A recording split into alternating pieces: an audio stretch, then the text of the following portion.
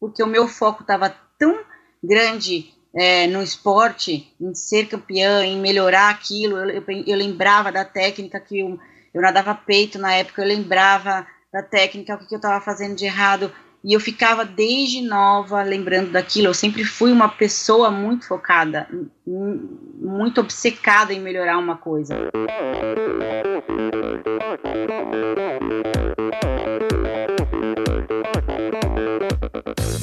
Olá pessoal, aqui quem fala é Renata Falzoni. Olá, eu sou Tim Don. Eu sou Jaque Mourão. Olá, eu sou João Paulo Diniz. Eu sou Adriana Silva. Oi, eu sou Mauro Ribeiro. E esse é o Endorfina Podcast. Valeu, até mais. Sou Michel Bogli e aqui no Endorfina Podcast você conhece as histórias e opiniões de triatletas, corredores, nadadores e ciclistas, profissionais e amadores. Descubra quem são e o que pensam os seres humanos que vivem o esporte e são movidos à endorfina.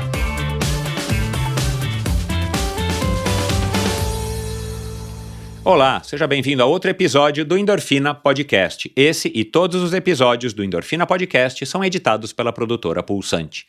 Espero que esteja bem, espero que você esteja curtindo aí o comecinho do ano no Endorfina, né? Começando com o Abílio Diniz e na semana passada o episódio com o Walter Tucci, que foi um episódio sensacional. Se você não ouviu, eu recomendo. É um cara que ao mesmo tempo, né, que é raiz, nesse termo aí que virou aí meio que piada, é pejorativo na internet, mas é raiz no bom sentido. É um cara que tem 40 anos de estrada e ao mesmo tempo ele não é antigo, ele não é antiquado, ele é um cara só que tem muita experiência, muita sensibilidade, um cara que tem um feeling para lidar com o ser humano. Não é à toa que deu essa repercussão que deu e está dando ainda, e que é um cara querido por todos os seus alunos, pelos amigos. Na verdade, os alunos se tornam amigos, né? Então é uma grande família. Então vale a pena ouvir esse episódio. Eu adorei falar com o Walter, um cara bacanérrimo, com uma memória incrível, a memória do Walter.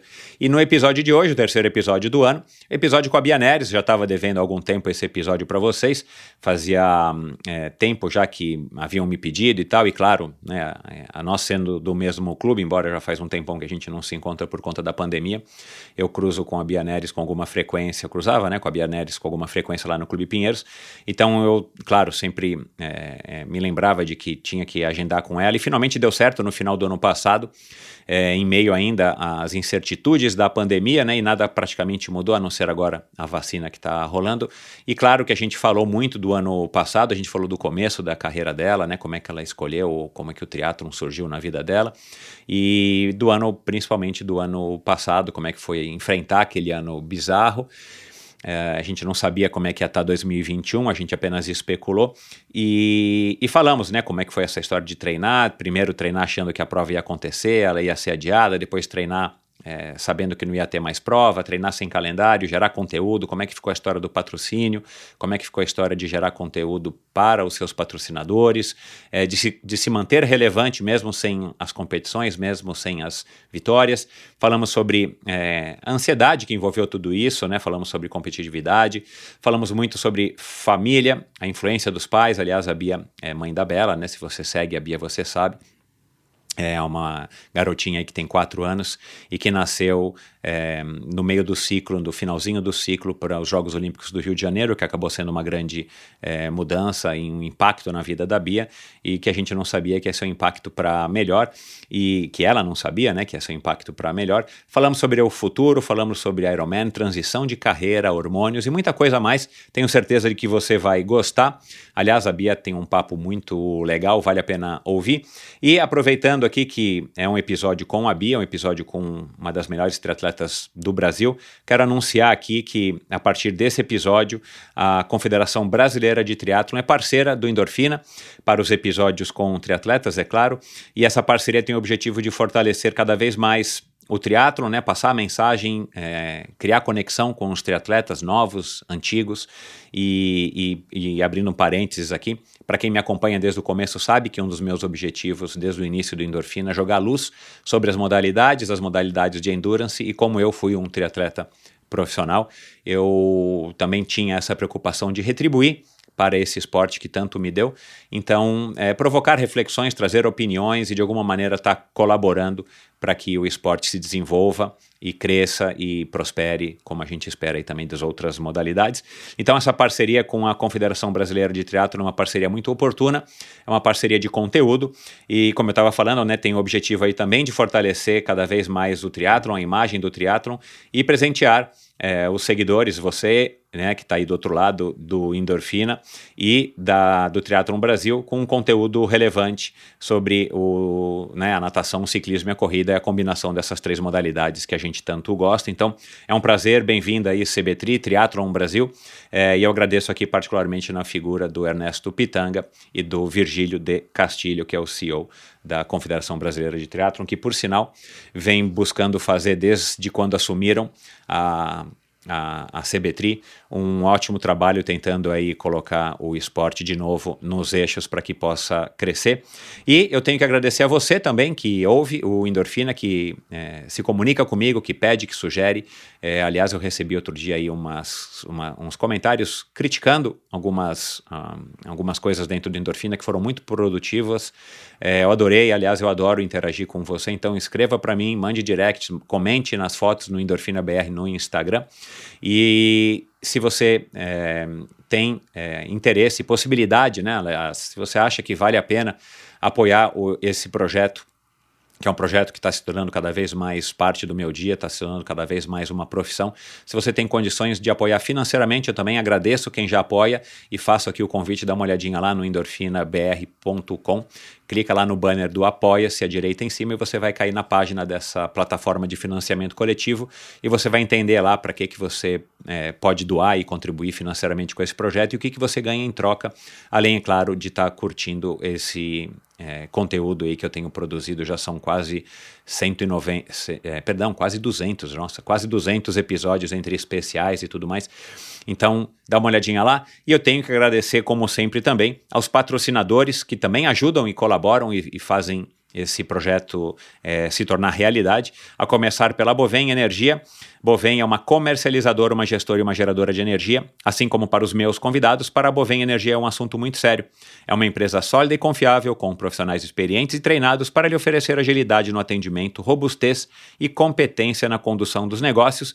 Saiba mais em bovem.com.br e siga a Bovem no Instagram, @Bovem_Energia. A Bovem é uma empresa que tem o esporte no seu DNA. E quero agradecer também aqui a Supacas, que é patrocinadora desse projeto há quase um ano, né? Na figura aí do Paulo e da Kathleen, que são os representantes importadores da marca californiana de acessórios de ciclismo de alta performance, que, entre outras coisas, é patrocinadora da equipe profissional Bora Hansgrohe de ciclismo. A Supacas fabrica fitas de guidão, luvas, meias, suporte de caramanhola, selins, uma grande variedade de acessórios muito legais, com um design muito bacana e, claro, super eficientes, funcionam super bem, enfim, não é à toa aí que os melhores atletas do mundo utilizam os produtos da Supacas. Encontre os produtos da Supacas aqui no Brasil no site ultracicle.com.br nas melhores lojas do ramo, e para você identificar quais são as melhores lojas do ramo, dá uma olhadinha no próprio site da Ultracicle. Lá você encontra, além dos produtos, além de um e-commerce, você encontra também uma relação de todas as lojas em todos os estados que estão hoje trabalhando com os produtos da Supacas. E você que é ouvinte do Endorfina, aproveite, frete gratuito para compras a partir de R$100. Basta você digitar a palavra Endorfina no campo de cupom de desconto antes de finalizar a sua compra. E atenção, isso é válido somente para o site ultracicle.com.br. Siga @supacasbr no Instagram.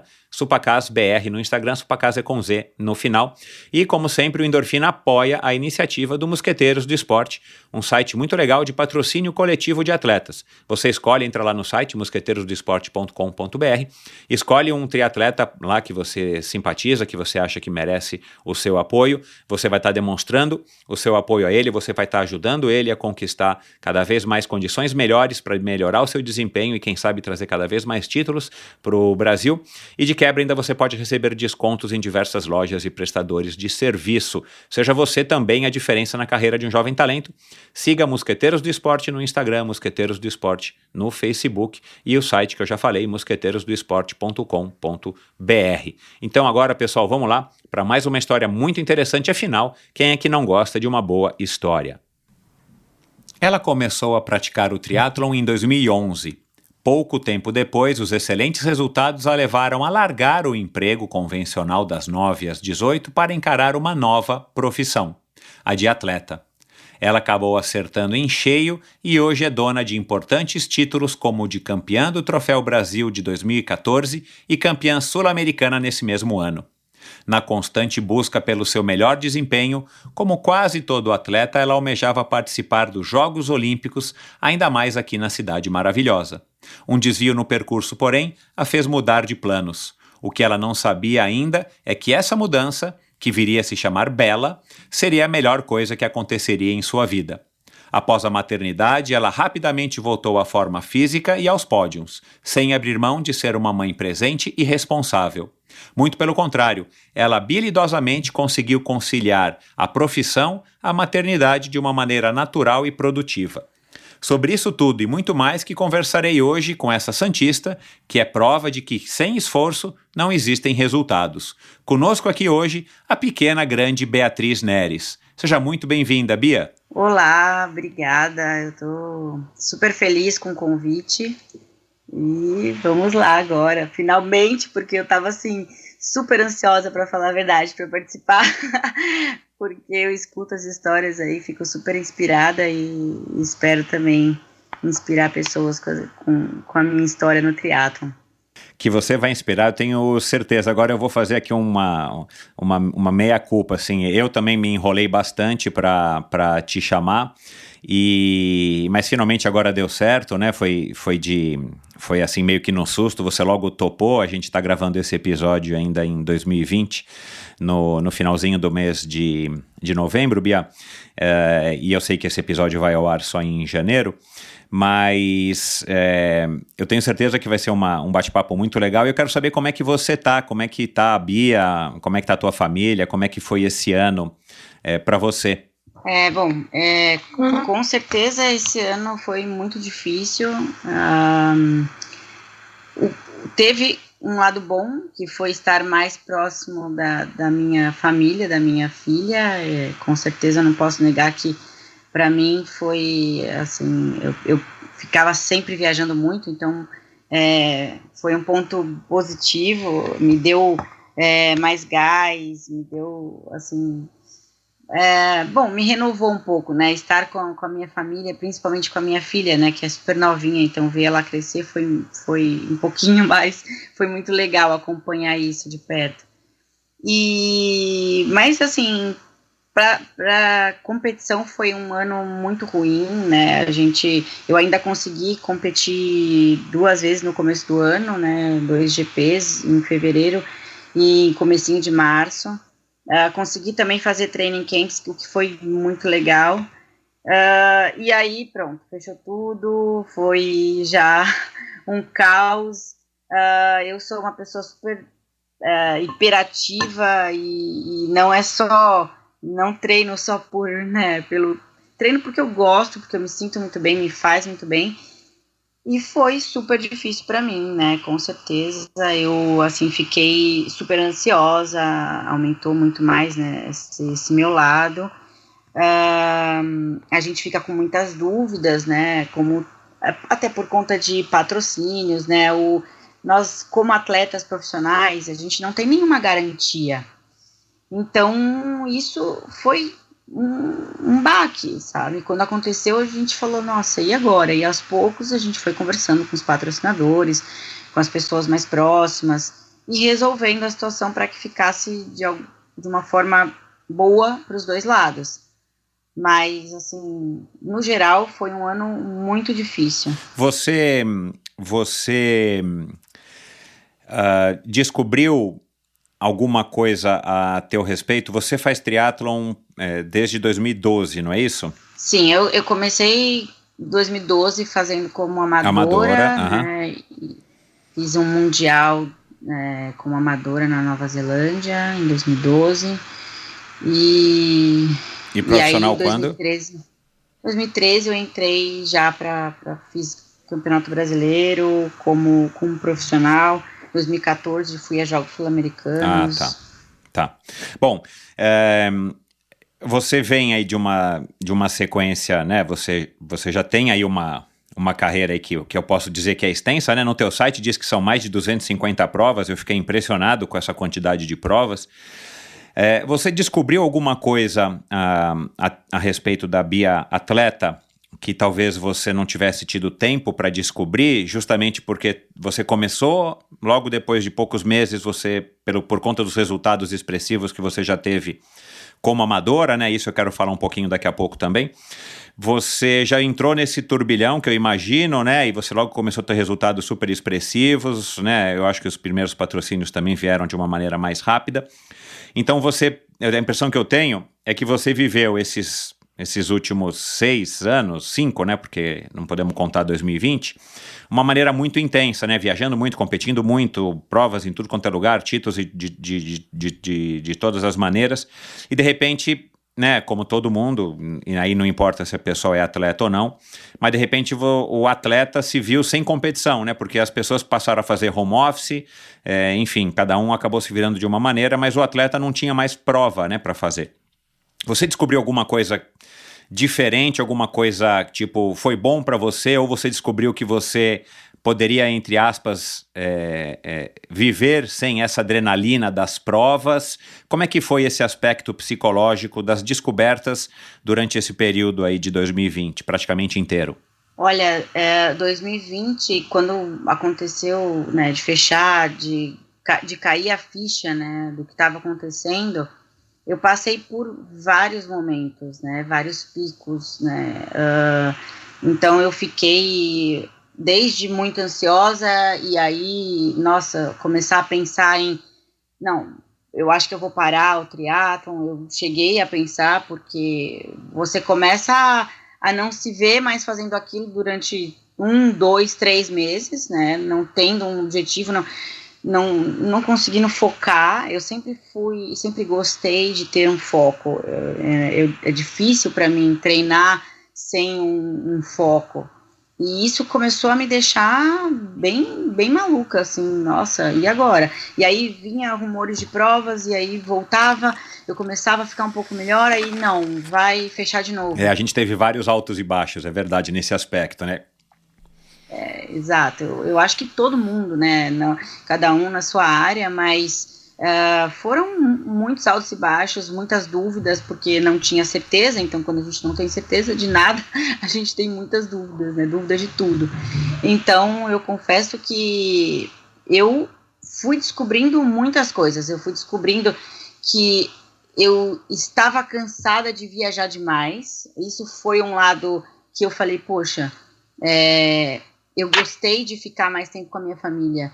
Eu descobri também que eu precisava estar mais no Brasil. Eu comecei a conversar mais com as pessoas nas redes sociais, né? A gente começou a ficar muito mais em rede social. E eu comecei a conversar, a ter mais proximidade com as pessoas, né? Com atletas e com pessoas que praticam esporte. E eu percebi que esse lado era muito importante para mim, né, e para as pessoas. Essa troca era muito importante. Então eu senti que isso me faria bem. Então eu falei, poxa, eu não preciso, a Bia descobriu que não precisa fazer 15 provas no ano, sabe? Eu preciso de qualidade, eu preciso, me faz muito bem estar com as pessoas, trocar experiências, estar com a minha família. Então por que não começar a planejar a vida esportiva, a minha carreira dessa maneira?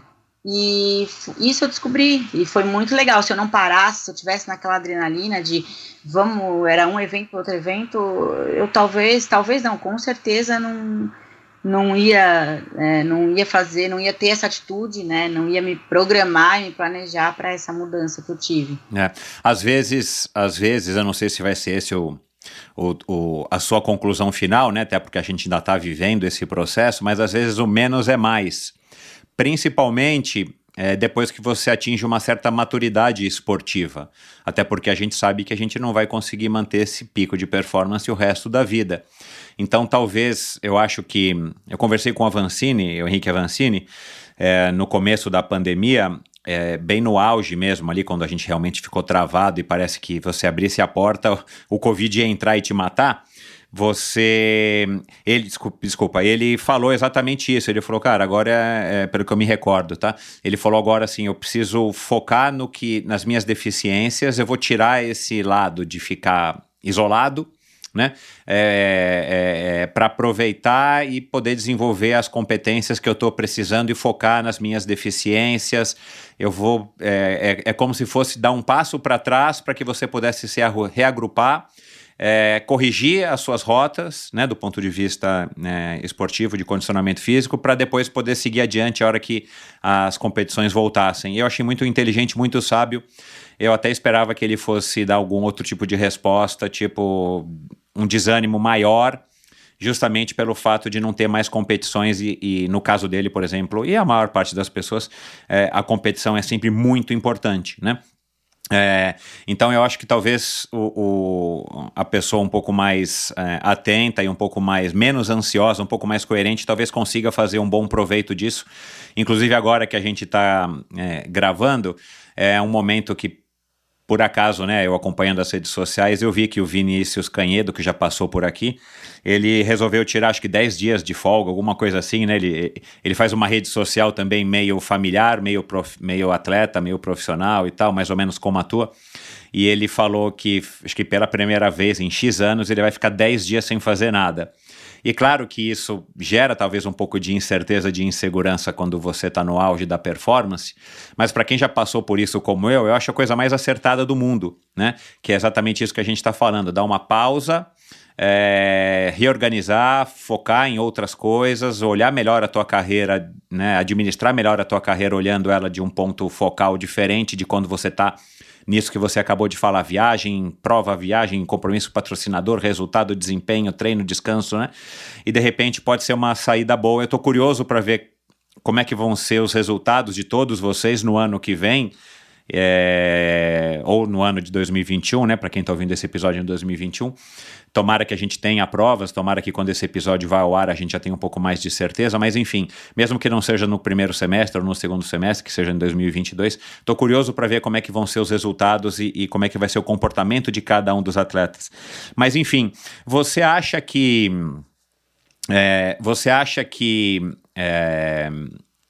viver para um atleta profissional como você e como todos os outros que já passaram por aqui, todas as outras pessoas, você acha que a pandemia e o fato de não ter competições também mostrou um outro lado de vocês perante os seus patrocinadores? Claro, porque tem um lado que você quer competir porque você gosta, você começou competindo porque você amava, né, o amadorismo, e depois você passou a competir profissionalmente e a gente imagina que a pessoa não deixe de amar de fazer aquilo, né? É claro que com todas as oscilações normais. Mas você acha que de repente a pandemia serviu para mostrar para as marcas, para o público e para você mesmo, que dá para você gerar retorno, conversar com os seus fãs, gerar engajamento sem estar sempre na ponta dos cascos, sempre se expondo em competição? Sim, com certeza. Eu inclusive percebi que não é isso o foco dos patrocinadores. Exato. Né? Os patrocinadores, eles não é que eles não se importam se você está em primeiro lugar, claro, eles, né, ficam super felizes, mas o foco, né, das marcas é venda, e gerar venda é mídia, e gerar mídia é conteúdo, é você estar próximo das pessoas, é você ter esse fácil acesso, né? Então eu percebi que foi muito mais produtivo para algumas marcas que souberam utilizar esse momento para fazer esse tipo de engajamento. Eu percebi que foi muito mais produtivo do que, no caso, estou falando de mim, né, assim, usar a Bia, a imagem da Bia, a Bia como marca também, que a gente não deixa de ser, foi muito mais produtivo usar nas mídias, utilizar, eu fiz muito, quem não fez, né, mas eu fiz muita live, e isso foi interessante, porque a gente realmente conseguiu se expor muito mais e ter essa proximidade, que é uma coisa que o pódio, o atleta profissional, quando está só ganhando, ele está muito longe das marcas. Não tem como. A gente, para estar em primeiro lugar, para a gente estar sempre muito bem, a gente é antissocial, é inacessível. E tem esses dois lados, né? Eu sei porque eu já estive, já fui pódio em Copa do Mundo, eu sei como eu estava, eu sei o que eu abdiquei, né? E essa abdicação, ela não foi boa para as marcas, né? Não trouxe vendas, não trouxe essa proximidade. Então, eu acho que para as marcas, elas conseguiram utilizar a gente muito mais nesse período, né? Para quem ficou acessível, teve atletas que não quis, cada um aí teve uma maneira de, né, reagiu, mas, assim, no meu caso, no meu ponto de vista, eu acredito que as marcas preferem um atleta que saiba lidar com esses dois lados, de ter a performance, mas também ali estar presente, sabe, abdicar talvez de um primeiro lugar, mas para também ter essa troca, porque senão a gente não consegue ter essa troca. A gente tem alguns exemplos, né, aqui do Brasil e fora que é difícil, né, a marca conseguir utilizar 100% o atleta, né, e é isso. Eu acho que as marcas, assim, para elas não é a performance que realmente vai importar, né. É legal você falar isso, Bia, porque mais ou menos um ano atrás, né, em janeiro de 2020, se eu não me engano foi o primeiro ou segundo episódio do ano, foi com o Reinaldo Colucci, que também demorei para conseguir gravar com ele, mas deu certo. E na época, uma declaração dele a respeito justamente de profissionalismo, patrocínio e tal, gerou bastante discussão, bastante polêmica entre as pessoas que me seguem, que ouvem o Endorfina, e teve gente até de fora que acabou depois opinando e tudo mais. Ele foi bem crítico com relação aos tais blogueiros, ou, né, blogueiro talvez já seja uma palavra que a gente já está inferindo que é uma pessoa de uma maneira negativa, né? Os influenciadores digitais puramente influenciadores, não são atletas de performance. Muitos até têm alguma performance, mas não são profissionais. E aí agora a gente terminou o ano com o episódio da Valéria Mello, que é uma mulher de quase 40 anos, que tem resultados super expressivos, mas é nitidamente uma mulher amadora, ela nunca se achou profissional. Ela quer ser a melhor das amadoras e ela é uma mulher que disse aqui para mim que vive já da blogueiragem. Ela vive de vender produto para as marcas que patrocinam o canal dela, o Tênis Certo, o Instagram e tudo mais. E agora você acabou de falar uma coisa que é bacana, porque e me veio à cabeça aqui, eu quero te fazer a pergunta. Você acha que muitos atletas profissionais, de qualquer modalidade, podem ter mudado um pouco de opinião a respeito dos influenciadores, no que diz sentido a exatamente essa rivalidade? Por que né, uma marca, né, patrocina um atleta profissional e por que uma marca patrocina um atleta amador, mas que tem milhares de seguidores e que o cara de alguma maneira acaba vendendo e gerando esse conteúdo que você falou? Será que pode ter acontecido nesse período de pandemia um meio que um começo de um entendimento dos atletas profissionais para com os influenciadores, de saber que dá para gerar conteúdo e viver um pouquinho menos preocupado com o resultado e talvez mais com essa nova profissão, né, de gerar conteúdo pelas redes sociais? Eu super entendo, Reinaldo. Eu acho que isso é muito perfil de cada pessoa. Eu acredito que o atleta profissional ele não tem que ser um blogueiro, um influenciador digital. Ele tem que ser uma pessoa que faça uma influência no esporte e de uma maneira natural, uma maneira orgânica. E eu, assim, eu tenho um pouco de facilidade com isso eu gosto, né? Você é formado em marketing, acabei de né? me formar. Exatamente, acabei de me formar em marketing, então assim, eu sempre gostei da área de comunicação. Aliás, eu estava fazendo publicidade e propaganda quando eu parei de ser amadora para ser profissional, e aí depois eu voltei e voltei a fazer marketing. Então eu sempre gostei dessa área de comunicação, então para mim já fica muito mais natural, muito mais fácil. Eu não acho que todo atleta profissional tem que fazer algum tipo de comunicação para vender, para se vender. Eu acho que realmente tem que ser um perfil. Por exemplo, eu acho que o Reinaldo nunca vai ter um perfil para fazer algum tipo de venda orgânica. Não, eu não sinto isso dele. Se ele tiver que trabalhar isso, ele vai ter que gastar muita energia e ele vai perder muito mais, né, no que ele é realmente, no que ele tem de dom, no dom dele. Então, eu acho que isso tem que ser, a marca tem que saber aonde ela pode, fugiu a palavra. A marca talvez tenha que entender melhor quem são as pessoas que eles estão patrocinando, não basta só olhar um currículo, né, vários primeiros lugares, vários pódios, campeonatos, medalhas. Tem que conhecer quem é o indivíduo, a personalidade, o tipo de personalidade para saber se tem fit com o que ela procura, né? Porque uma coisa é uma marca querer ter os melhores atletas do mundo para ganhar as medalhas dos campeonatos e tudo mais. Uma coisa é a marca esperar que o atleta, além de ser um campeão, ele também produza conteúdo, né? Eu acho que são duas percepções diferentes. E foi o que eu defendi, acho que na época com o Colucci, se eu não me engano, mas já conversei isso também com o Gustavo Maia, que é um influenciador digital, um gerador de conteúdo. Eu acho que tem espaço para os dois, né? Assim, hoje eu defendo essa postura. Eu acho que a culpa não é nem do influenciador e muito menos do atleta. A responsabilidade por escolher quem é que vai patrocinar, é claro, é quem é dono do dinheiro, é a marca, né? Se uma marca chegar para você e falar, Bia, eu quero que você use, né? Você é patrocinada pela On Running, não é? A On Running chega para você e fala assim, olha, Bia, eu quero te patrocinar porque você é uma super corredora, eu quero que você me dê feedback dos produtos, eu quero que você use os produtos e pronto, né?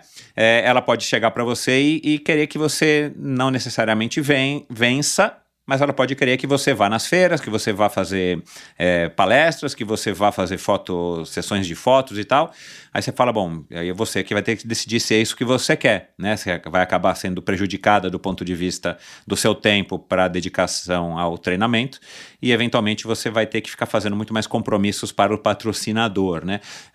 Então, eu acho que depende muito da marca, eu acho que depende muito do perfil, como você disse, do atleta, mas eu acho que talvez, agora refletindo depois dessa nossa conversa, talvez tenha sido um momento também de aprendizado para os atletas que, eventualmente, isso que você disse, as marcas talvez não estejam tão interessadas que você seja tão campeã, né? Então talvez você não precisasse, entre aspas, treinar tanto para ter tanto desempenho e, eventualmente, se você encontrar um meio termo de treinar, né, um pouquinho menos aqui, né, entre aspas, e conseguir gerar o que você precisa gerar para os patrocinadores, você consegue manter o teu esporte, que é o que você ama fazer, e consegue viver dele, né? Porque uma coisa é você amar o esporte, mas não ganhar um centavo por aquilo, tem uma hora que a vida não é um conto de fadas, né?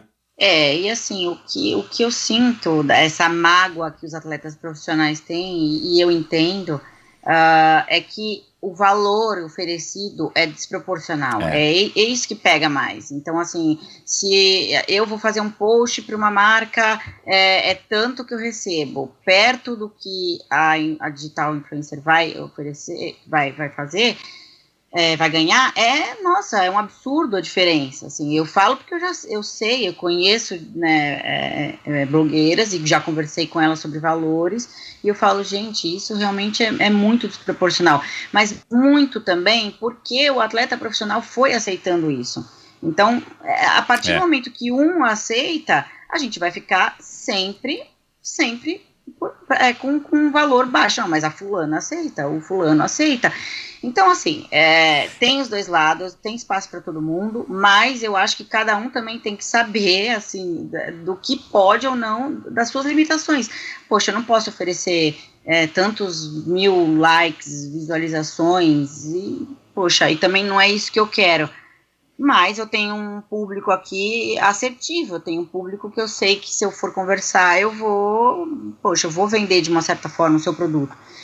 Então, assim, é difícil, é delicado, E por um lado eu entendo os profissionais também por conta do valor, que é uma diferença muito grande, mas eu acredito que é mais um trabalho que a internet proporcionou para muitas pessoas e faz parte, tudo bem, sabe? Tem que saber lidar com isso. Agora, para a gente também não se estender muito nesse assunto, você acha que hoje em dia um atleta profissional, ele tem que incluir isso no pacote dele, e isso que eu digo, incluir esse trabalho aí, por exemplo, né, a gente também, se não me engano, foi 2020, né, que eu gravei, foi 2020 que eu gravei com o Vinhal, porque ele estava isolado lá na Espanha. O Vinhal é um atleta que é um exemplo disso, né, ele é um atleta muito bom, que tem um engajamento, que vende muito bem, ele é um cara super simpático, aquele sorriso dele, né, é uma coisa que cativa, então assim... eu acho, na minha leitura, que ele tem o melhor dos mundos, né? Assim, se eu fosse uma marca patrocinadora e tivesse interesse no triatlon, é uma pessoa que com certeza eu gostaria de conversar para representar a minha marca, porque eu acho que ele faz um pouco desse pacote misturado. Minha opinião, eu acho que sim, os atletas hoje... É aquela história, né? Você é bem mais nova do que eu, mas antigamente, se você colocasse no teu currículo que você falasse inglês, você tinha uma vantagem competitiva enorme perante as pessoas que estavam procurando emprego, né? Hoje em dia, falar inglês, se você não fala inglês, você nem manda nada, porque você não vai ter chance. Você tem que falar agora uma outra língua, além do inglês, né? A gente colocava no currículo que a gente sabia usar Excel. Se você não souber usar Excel, você não está no mercado de trabalho. Você acha que, hoje em dia, para ter esse diferencial e conseguir sobreviver sendo um atleta de ponta, é imprescindível que você coloque, que você tenha essas habilidades maiores ou menores, mas que você saiba conversar com o público também através de redes sociais, ou você acha que ainda há espaço, pelo que você sente até, né, já que você está no mercado, você conhece tantos atletas profissionais, as marcas ainda estão olhando para alguns atletas eventualmente porque eles são simplesmente os melhores? Eu acho que se você for campeão olímpico, ok. É verdade, não tem muito para onde fugir. A internet chegou fazendo com que o mundo ficasse muito mais conectado, muito mais virtual, e se você não tem isso hoje, você já está super atrás. Você não fala inglês, você não tem Excel, bem isso. Então não tem, a não ser que você seja campeão olímpico, tudo bem, daí não tem nem o que falar, né, aquela pessoa que não precisa falar, né, ela só mostra uma medalha, mas fora isso, que a gente sabe que já, mesmo assim, né, a gente vê pelo próprio Cielo, ele ainda está querendo viver de uma certa forma do esporte, é um campeão olímpico, não tem o que falar, mas ele vai ser esquecido. Se ele ainda quiser viver do esporte, ele precisa estar no meio digital, né, então eu acho que Gustavo Borges é outro exemplo também, que está super usando né, as redes, e para mim hoje em dia não tem como. Hoje você tem que ter um mínimo, né, que é aceitar, conversar, entender, ou então você realmente ser o melhor do mundo. Ô Bia, vamos deixar um pouco esse assunto. O que você acha que te fez uma atleta tão boa, assim? Qual que é o grande diferencial? Pelo que eu entendi, pelo que eu pesquisei aqui, você começou a nadar menininha ainda, né? Depois fez várias outras modalidades, você não ficou competindo natação até os 15 anos, depois foi, né, correr e se tornou uma triatleta. Num dos vídeos que eu vi teu, você até falou que fez um pouco de hipismo e tudo mais, e de repente você ganha uma bicicleta de presente, que é um presente, uma bicicleta de competição, pelo que eu entendi, foi? Foi. É um presente bem diferente de se ganhar, e aí você resolveu fazer o triatlon, e de alguma maneira aquilo te deu um gostinho, e você acabou se tornando rapidamente, em um ano, como você falou, uma super atleta. Qual que é o grande diferencial? O que você tem que você acha que fez essa diferença para que você tivesse logo essa carreira meteórica, assim, de amadora para profissional e se sustentando como profissional no topo da cadeia até hoje? Meus pais são os culpados, né? São as Mas pessoas porque que eles mais te educaram de alguma maneira ou é herança genética? Teu pai era foi campeão olímpico, o quê? Meu pai jogou bola, né? Ele foi jogador de futebol, né? Da Portuguesa, série, sei lá o quê, mas ele sempre teve isso no esporte. Minha mãe também jogou o Campeonato Brasileiro, fazia handball, então assim, eu sempre tive pais que tiveram contato com esse universo de ser atleta, e isso para mim fez muita diferença, porque eu mesmo não sabendo que eu seria uma atleta, eu participei desde os meus 4 anos de muitos esportes, e isso é uma coisa que acontece lá fora, né? Eu não só nadei, que nem, né, vou colocar meu filho na natação, e ele nadou dos 4, assim, enjoou e acabou.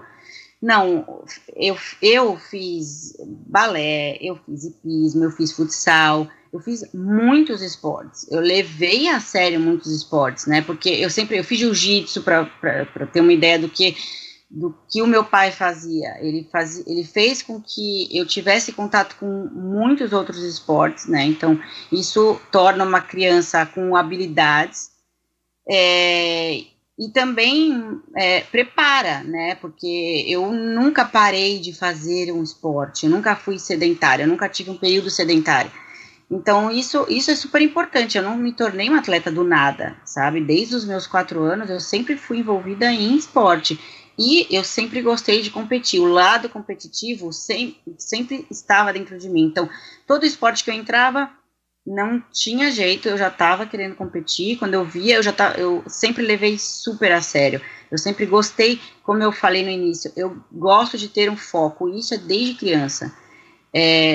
Por vezes, eu perdia outras coisas, né, às vezes até na escola, perdia, porque o meu foco estava tão grande no esporte, em ser campeã, em melhorar aquilo, eu lembrava da técnica que eu nadava peito na época, eu lembrava da técnica, o que eu estava fazendo de errado, e eu ficava desde nova lembrando daquilo. Eu sempre fui uma pessoa muito focada, muito obcecada em melhorar uma coisa. E foi bom ter passado por vários esportes, porque abriu um pouco a minha cabeça, né? Eu não fiquei só, poxa, eu tenho que melhorar aquilo. Então, não foi do nada, foi uma construção.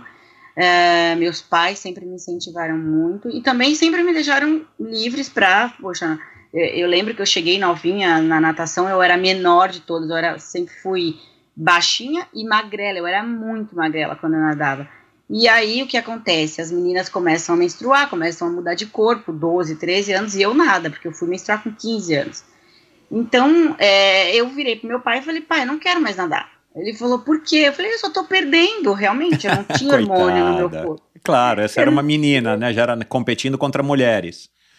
Exatamente, então, assim, tinha esse lado competitivo, e também meus pais sempre me deram muita liberdade de, tudo bem, filha, não tem problema, o que você quer fazer, a gente muda. E fui pro hipismo, sabe, e fui fazer outros, depois futsal, que, nada a ver, mas muito legal, porque isso construiu, de uma certa forma, tanto fisicamente a minha estrutura, né, quanto também esse lado de saber lidar com mudanças, ter a cabeça muito forte, saber ver uma saída para tudo, então isso na competição para mim me ajudou muito, né, como atleta. A gente precisa saber lidar com mudança, né, então foi isso. Quando eu entrei para o triatlon, já foi muito mais fácil, porque eu já tinha toda essa bagagem, né, desde nova, né, quase 10 anos nadando, e aí depois, né, os outros esportes ajudam em condicionamento, e foi uma questão de adaptação, né, como qualquer pessoa, mas eu nunca fui crua, né, então isso foi muito legal, e ajudou o lado de eu ter esse foco, né, eu comecei a ficar obcecada, e aí pronto, né, aí você quer melhorar, você quer... O triatlon, quando você competiu a primeira vez amadora, o triatlon te deu qual sensação que você resolveu fazer uma segunda vez? Nossa, eu lembro como se fosse hoje. Foi uma assim, prova lá em Santos? Foi um troféu Brasil. O triatlon, por sinal, fazia já parte, assim, não da tua vida, mas, assim, pelo fato de você ter nadado e você morar numa cidade onde, né, o triatlon é tão importante, continua sendo tão importante praticamente desde quando você nasceu, né? Porque o triatlon tá lá há 30 e poucos anos, quer dizer, já era uma coisa que você já sabia, conhecia pessoas que participavam e de repente você se viu lá na largada? Ó. Zero, você vê, impressionante. Mas você sabia que existia, pelo menos tinha lá alguns domingos que você não podia circular. Tinha assim, é que normalmente todo domingo eu tava na praia com os meus pais, a gente ficava sempre na praia, muito louco. Então assim, eu sempre tava indo pro Guarujá, que era um lado para onde eu já morava, então eu nem chegava aí pro lado da onde eram as competições. Eu de verdade nunca presenciei um triatlon, foi muito louco para mim, foi tudo muito novo. Eu não sabia, eu não tinha nenhuma... Tanto é que meu pai começou a correr mais velho, né? E aí foi tudo sendo uma descoberta, sabe? Nossa, as pessoas... eu conheço... A minha filha tá fazendo triatlon, e aí o amigo dele era corredor, o pai... Sabe? Começou a todo mundo se conhecer depois de velho, sabe? Foi muito engraçado. Porque o esporte, o triatlon acabou, unindo aí... Muita gente, assim, que a gente não conhecia em Santos.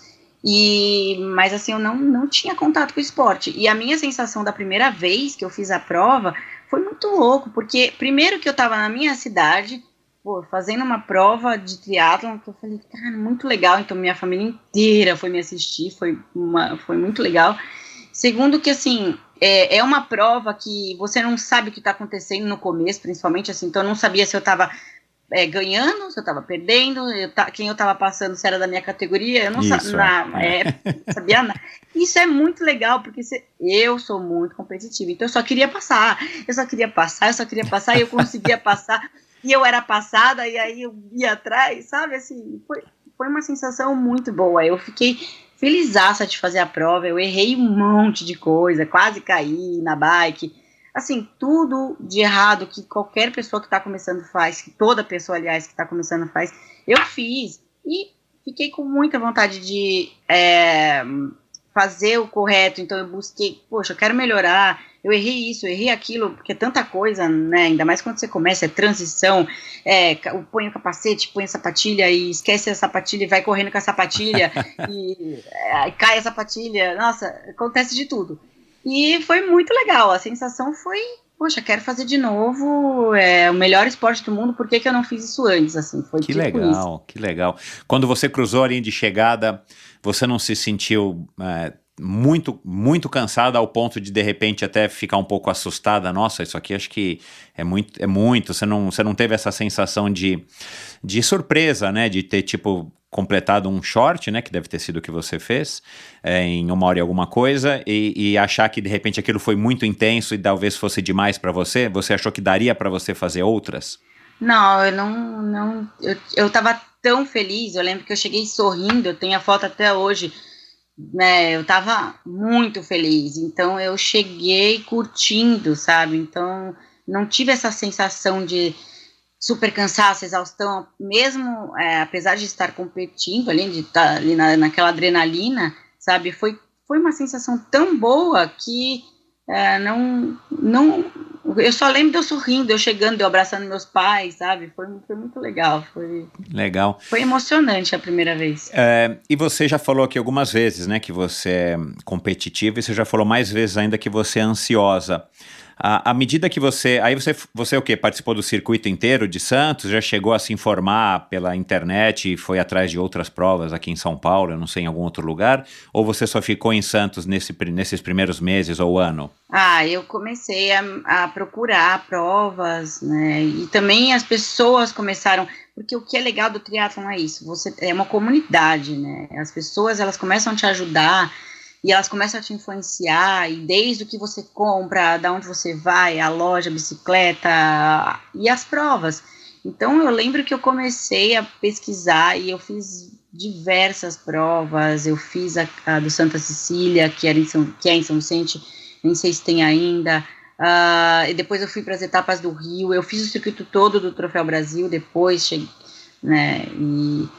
Eu fiz tanta provinha porque eu realmente gostava de competir. Para mim também era um treino. Então, acabava que unia ali o útil ao agradável, porque é perto da minha família, claro, as provas ali, o Troféu Brasil tinha muitas etapas, e aí tinha no Guarujá também. Eu pesquisava as provas e eu fiz várias, e foi aí que eu fui ganhando experiência também, e as pessoas, né, as pessoas vão ajudando, vão conversando, e aí a gente vai começando a se envolver, e tudo vai acontecendo assim. Foi bem legal.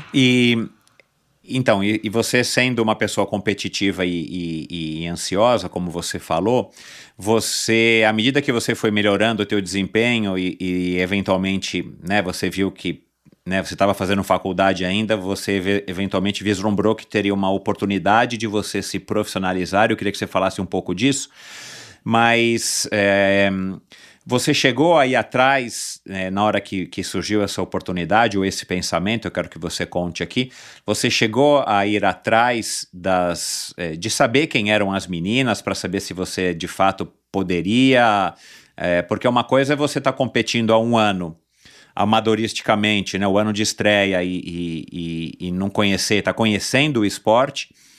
Uma coisa é você se tornar profissional e aí falar, cara, agora se eu sou profissional eu vou ter que cumprir tais e tais e tais etapas, claro, dentro de uma evolução do lado profissional, mas meio que às cegas, e talvez na tua época, na tua época já com acesso à internet era muito mais fácil de você começar a pesquisar quem são as meninas que ganham, né, eu não sei agora, não vou me recordar se ainda era Carla Moreno, quem eram as meninas que estavam no topo do triatlon nacional, para você achar que valeria a pena, porque também você não era tão nova, né, você tá com 34 hoje, né? A gente está falando há 8 anos atrás, 7 anos atrás, quer dizer, você tinha aí 26, 27. Então, você chegou a fazer, tipo, pesquisa, ou ir atrás, saber quem eram as meninas, como é que eram os tempos, comparar com os seus tempos, para poder arriscar, tipo, puxa, ao ponto de largar uma faculdade, numa idade que já não era mais uma menina, né, que estava começando, e investir numa carreira que, né, sem saber, você acertou em cheio? Não, eu não pesquisei nada. Eu lembro que isso foi bem interessante. É uma característica minha. Eu acho que quando eu sinto que eu tenho alguma coisa que eu quero fazer, que eu me vejo capaz, que eu gosto, eu acho que principalmente é gostar. Uhum. Claro que tem que ter uma noção, né? A gente também não pode ser...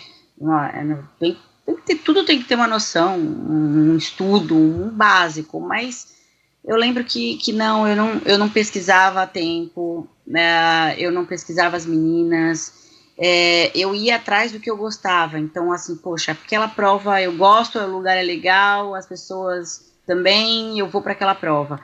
E foi tudo acontecendo muito naturalmente. Eu não fui atrás também de patrocínio, foi ao contrário, sabe? Não era a minha ideia me profissionalizar, na verdade. Eu falo que o esporte profissional veio até mim, não fui eu que fui em busca disso, sabe? E foi muito louco, porque foi uma escolha. E assim, não foi difícil, porque quando você tem apoio das pessoas, dos seus pais principalmente, porque isso faz... A família, né, faz muita diferença nesse momento. Fica mais fácil, né? E eu tive esse apoio. Eu acho que até por conta de frustrações deles, porque a gente não tem cultura no esporte no Brasil. E tá longe de ter, muito longe. Tanto é que não é o que eu quero que minha filha seja. Eu não quero que minha filha seja atleta profissional. Mas, se for o sonho, se ela quiser, se tiver dentro dela isso... Eu, com certeza, vou ser a primeira que vai, né, falar, eu te ajudo no que eu puder. E foi isso que os meus pais fizeram. Então, o esporte veio até mim. Então, como eu levei isso? Poxa, vou fazer o meu melhor. vou dar o meu melhor e vou curtir esse período. A faculdade, as coisas a gente corre atrás, sabe? Eu já tinha feito faculdade antes também, né? Eu fiz o Unesp, né? Eu entrei em zootecnia na Unesp. Então, eu sabia que a carreira, quando a gente tem ali um dom, a gente faz as coisas acontecem. Eu penso assim sempre, sabe? Quando você gosta do que você faz, as coisas vão acontecendo naturalmente. E eu falei, poxa, eu quero fazer isso. Eu sinto que se eu não fizer, depois eu vou ficar pensando, poxa, porque eu não fiz? Eu não quero ficar com isso. Eu vou tentar agora. Então, sabe, foi muito legal, Michel, porque foi natural, sabe, eu fui treinando, foi acontecendo, eu não ficava nessa neura, não pensava quem que era a minha rival, quem não era, eu pensava em mim, em melhorar, se eu estava gostando do processo, se as pessoas ali, se o meio que eu estava convivendo, se tinha uma energia boa, e isso, para mim, foi acontecendo de uma maneira muito positiva, e foi por isso que eu me tornei atleta profissional. Tive que fazer escolhas, né, porque chegou um momento de patrocínios e de tempo, de trabalho, eu trabalhava numa agência na época, então, poxa, o que eu vou fazer? Não dá mais para continuar trabalhando, porque eu estou treinando de madrugada, eu fazia exatamente o que todo mundo faz, eu treinava de madrugada, eu saía, ia para o trabalho, a hora do almoço eu nadava, voltava para o trabalho, à noite eu ia correr. Então, era uma rotina muito pesada, e começou a ficar super pesado. Eu tinha resultados, mas começou a haver cobranças dos meus resultados, por minha parte, uma cobrança natural, sabe? Poxa, quero melhorar, mas já não estava dormindo direito, já não estava comendo direito. Então, foi natural. Eu fiz essa escolha, os patrocínios vieram, as pessoas que me ajudaram a ingressar no esporte também, né? Apareceram e foi assim, o esporte, eu falo que o esporte me escolheu, sabe? Uhum. Eu não lembro quem que já falou isso aqui também, achei uma frase interessante. Você nesse período aí de 2013 até agora, 2020, você acha que o triatlon melhorou para vocês profissionais, né? O esporte como um todo, ele está caminhando, ele está evoluindo. Qual que é a sua opinião a respeito, né? Você acabou de falar que se a Bela quiser ser uma atleta, você não gostaria que ela fosse, né? E não necessariamente de triatlon. Mas qual que é a tua opinião a respeito? Por que, por exemplo, você não queria que a Bela fosse uma atleta profissional? E como é que você avalia o triatlon brasileiro nesses últimos 6, 7 anos, desde que você começou como profissional? Olha, viver do esporte tem o lado bom e o lado ruim, como qualquer profissão, mas o que é difícil é porque a gente não tem essa cultura aqui. As pessoas, elas não... Eu falo que eu sou atleta, e aí me perguntam, tá, e qual é a sua profissão? Não existe a profissão atleta. É muito chato, as pessoas não entendem isso, as pessoas não entendem que é normal eu treinar. E muitas ainda acham que, poxa, que vida boa treinar. Não é vida boa, é uma vida de quem escolheu fazer o melhor, do mesmo jeito que você escolheu ficar, né, no escritório. Cada um fez uma escolha e tem os dois lados, o lado de treinar, que não é sempre prazeroso, né, pelo contrário, a gente tem muito mais dores e dificuldades do que os momentos de prazer, né, eu falo que o meu prazer é competir, eu me divirto e curto o esporte muito mais quando eu estou competindo do que quando eu estou treinando, porque o treino acaba sendo uma obrigação super dura, uma coisa com uma cobrança maior, e normal, isso tem em todo o trabalho, mas o brasileiro não entende isso, ele não tem essa cultura, e fica difícil até conversar com algumas marcas, né, então as marcas também não é que as marcas não tenham, o brasileiro, quem está por trás das marcas são as pessoas, então é a mesma cabeça no final das contas, então a gente tem essa barreira, essa dificuldade. E eu sinto que o esporte não teve uma evolução para os atletas profissionais, claro. Não sinto que teve. Eu acho que As coisas não estão melhorando?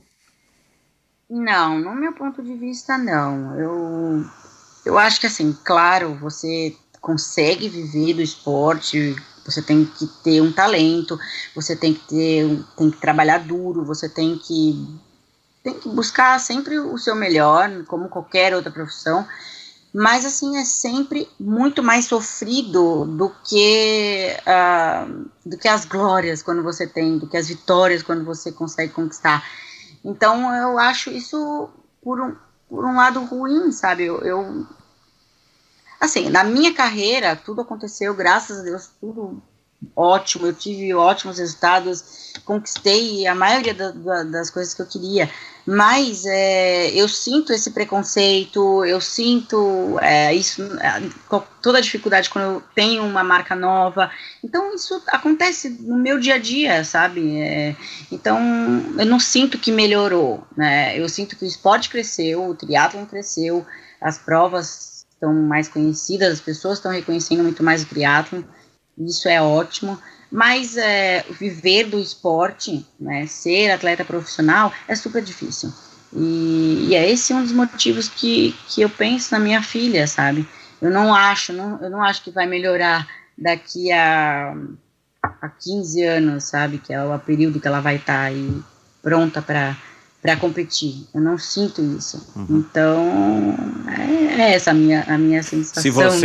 Se você pudesse dar um conselho para você mesma ali em 2012, 2013, quando você estava pensando em se profissionalizar, você daria um conselho de não se profissionalizar e continuar na faculdade e eventualmente continuar praticando triatlon, delícia, sem essa obrigação?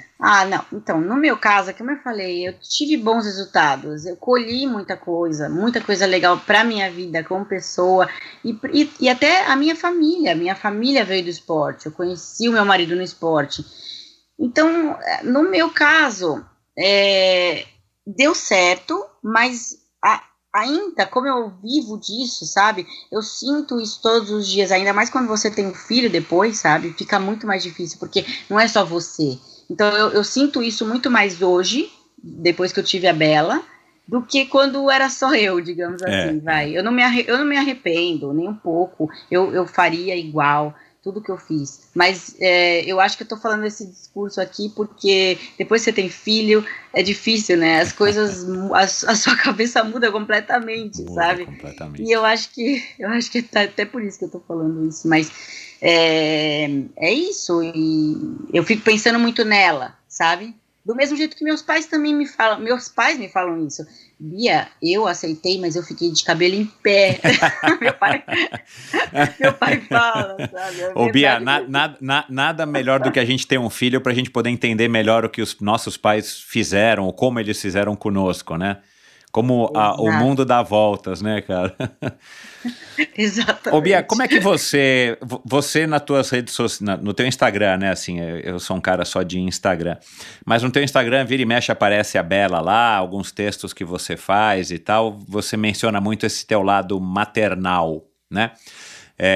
E não é segredo para ninguém, a Bela veio, né, enfim, num susto, como acho que eu vi também numa entrevista ou li, você me corrige se eu estiver errado, ainda você estava se preparando para as Olimpíadas do Rio, né, e de alguma maneira aquilo pode ter gerado algum tipo de má compreensão, não sei, de quem estava na época ali com você e tal, mas eu entendo que você valoriza muito esse lado maternal, né? Você acha que você, ou você já era, você sabe se você já queria ser mãe desde antes? Era um sonho que você tinha, ou você era o tipo daquela mulher que ainda estava vivendo muito intensamente o presente, não mais sendo atleta, e você não pensava na maternidade? Não, eu sempre quis ser mãe, sempre, desde nova eu sempre pensava em família, em filhos. Eu sou filha única, então eu sempre falei, não, quando eu for mais velha eu quero ter 3 filhos, basta ter um, você não quer mais, né? Agora então, né? Como é que você mudou, não como atleta, mas como mulher, assim, com a chegada da Bela, né? E como é que essas mudanças acabaram te transformando como pessoa e, claro, consequentemente, como um atleta profissional? Bom, eu vou falar, voltar um pouquinho. Quando eu conheci o Daniel, eu já tinha 29 anos, e aí eu virei para ele e falei assim, olha, quero ser mãe. Foi bem assim o meu papo. Direto, sabe? ó, eu só vou me relacionar com direto. você se a gente casar e tiver um filho. É, basicamente isso, sabe? E foi muito legal, porque ele falou a mesma coisa, sabe? O Daniel é um cara super maduro já, um cara que sempre foi muito família. Então, nossa, foi ótimo, né? E eu falei, perfeito. Então, a minha ideia era ir aos Jogos Olímpicos em 2016 e ter a Bela após isso. Então, já estava nos programado, assim, mesmo porque, poxa, eu ia estar com 30 anos, ia ser, né, uma idade boa, enfim. E a Bela veio antes, né, veio um ano antes. Foi estranho, porque foi muito estranho, na verdade, porque eu estava 100% voltada para quando eu falo de foco, né, eu estava totalmente focada para ir aos Jogos, né, e aí me recebi a notícia, foi uma mistura muito grande de sentimentos, porque ao mesmo tempo que eu queria muito ser mãe, sempre quis, poxa, eu estava lutando por aquilo, e aquilo estava já há anos ali, sabe, dentro de mim, sabe, quando você acorda e o seu foco é esse, eu acordo, seu foco é esse. Então foi uma mistura de sentimentos, foi muito louco. Mas a cada dia que eu fui sentindo ser mãe, né, porque quando você está grávida, você não é mãe, você ainda não tem esse sentimento, nossa, já sou mãe, me sinto super ali, não é assim, isso vai ao longo do tempo surgindo, foi muito louco. Eu falei assim, gente, é a melhor coisa do mundo, para mim é isso, é o sentido da vida, a vida só tem sentido, o esporte, o que você almeja, não tem sentido sem uma família, sem a família. E a mulher, ela é capaz, e ela é a única capaz de gerar uma vida, né? E poxa, eu me vi tendo sentido dali, né, da minha vida, de estar viva, de tudo. Então foi muito louco, assim, para mim foi, assim, muitos altos e baixos, né, assim, tô resumindo muito, mas no geral foi, eu pensei, nossa, isso é o sentido da vida. Você começa a entender o porquê que você está vivendo, sabe? Não tem sentido nadar, pedalar e correr, sabe? Você é campeã, tal, não sei o quê, mas, poxa, é um filho, é pra sempre, sabe? É uma coisa, sei lá, é um sentimento muito louco. E só depois que você tem, assim, você começa a ver que não dá pra... Não tem coisa maior, assim, não tem, eu não coloco nada na frente. É ela em primeiro lugar, é minha família em primeiro lugar, sabe? Então... A maternidade supera tudo, né? E até então você vivia, né, como uma atleta profissional, o foco era o triatlon, e claro, né, você está tentando ter sucesso, e claro, você já é uma pessoa determinada, né, dá pra gente perceber isso. Então, de repente você vê que tudo aquilo pelo que você acordava e se esforçava para ir atrás, você vê que aquilo perde um pouco daquela força, porque vem uma coisa muito maior e muito mais importante pela frente, né? Então, eu imagino esses conflitos e tal, mas nesse sentido, falando aí agora desse assunto maternidade, que eu acho bem legal, e você explora isso, né, no teu Instagram de uma maneira que eu acho interessante, que eu acho que serve até passa uma mensagem muito legal. Como é que então, né, depois que você passou aí pelo período aí do puerpério e tal, como é que é conciliar uma vida de uma mãe agora responsável, né, não vou nem dizer responsável pela família, né, porque isso talvez seja uma visão muito machista, mas você tem, né, o Daniel, você é casada, vocês juntos têm um filho, uma filha, e você ainda tem que performar, tem que treinar e tudo mais. Como é que foi essa adaptação nesses 4 anos? E que recado ou que mensagem que você pode passar para continuar tendo os resultados que você está tendo e ao mesmo tempo ser uma boa mãe? A gente percebe que você é super carinhosa, vocês são super carinhosos com ela e tal. Quais são os grandes desafios de conciliar, vamos dizer assim, essas duas coisas tão importantes na sua vida, né? Que é a profissão, que exige muito empenho, muita dedicação de tempo, inclusive, e a maternidade, que é uma coisa que não descola de você nunca, né? Você é mãe, não importa o que você faça. Sim. Michel, é criar uma cultura, ensinar. Eu ensino a Bela a minha profissão e ela entende que nadar, pedalar e correr é a profissão da mamãe. E que a mamãe, estando feliz, a Bela está feliz, e a Bela fica feliz pelos resultados da mamãe, e a Bela torce pela mamãe. Então, eu criei em casa isso, que é uma coisa que o brasileiro não tem, né? O esporte é uma profissão. O esporte faz parte, independente se é a mulher, se é o homem. O esporte, aqui em casa, a mamãe está saindo para trabalhar. Então, claro que trabalhar com o corpo é muito mais difícil. Eu falo muito mais difícil porque a cabeça também tá trabalhando, né? Então, mais pela exaustão. É muito mais difícil quando você tem um filho, porque você chega em casa e você está exausta, né? Mas e aí eu tenho que brincar de cavalinho, eu tenho que brincar de pega-pega, eu tenho, sabe? Não tem como fugir disso, sabe? E sobe, desce, vai, e tudo bem, sabe? Eu tenho que equilibrar os pratinhos. Eu falo que aqui em casa é sempre equilibrando os pratinhos. E isso acontece na vida de muitas pessoas. Porém, tem pessoas que acham que não conseguem. E eu sou prova de que sim, a gente consegue fazer. A gente consegue ser mãe, ser mulher, ser atleta. E eu ainda consigo ser atleta profissional porque eu me organizo e na minha casa tem essa cultura. Tem um respeito de que tem um momento que eu preciso à tarde descansar e que a Bela não bate na porta do quarto porque a mamãe está descansando. Foi difícil isso, viu? mas ela aprendeu. E, então, isso eu acho que é costume, é treino, tudo é treino, na vida tudo é treino, né? Então, não é fácil, com certeza, tem momentos que tudo desanda, cai todos os pratos, a gente fica louco, acontece aquela gritaria e tal, e aí o treino já sai daquele jeito, mas, no geral, a gente sabe que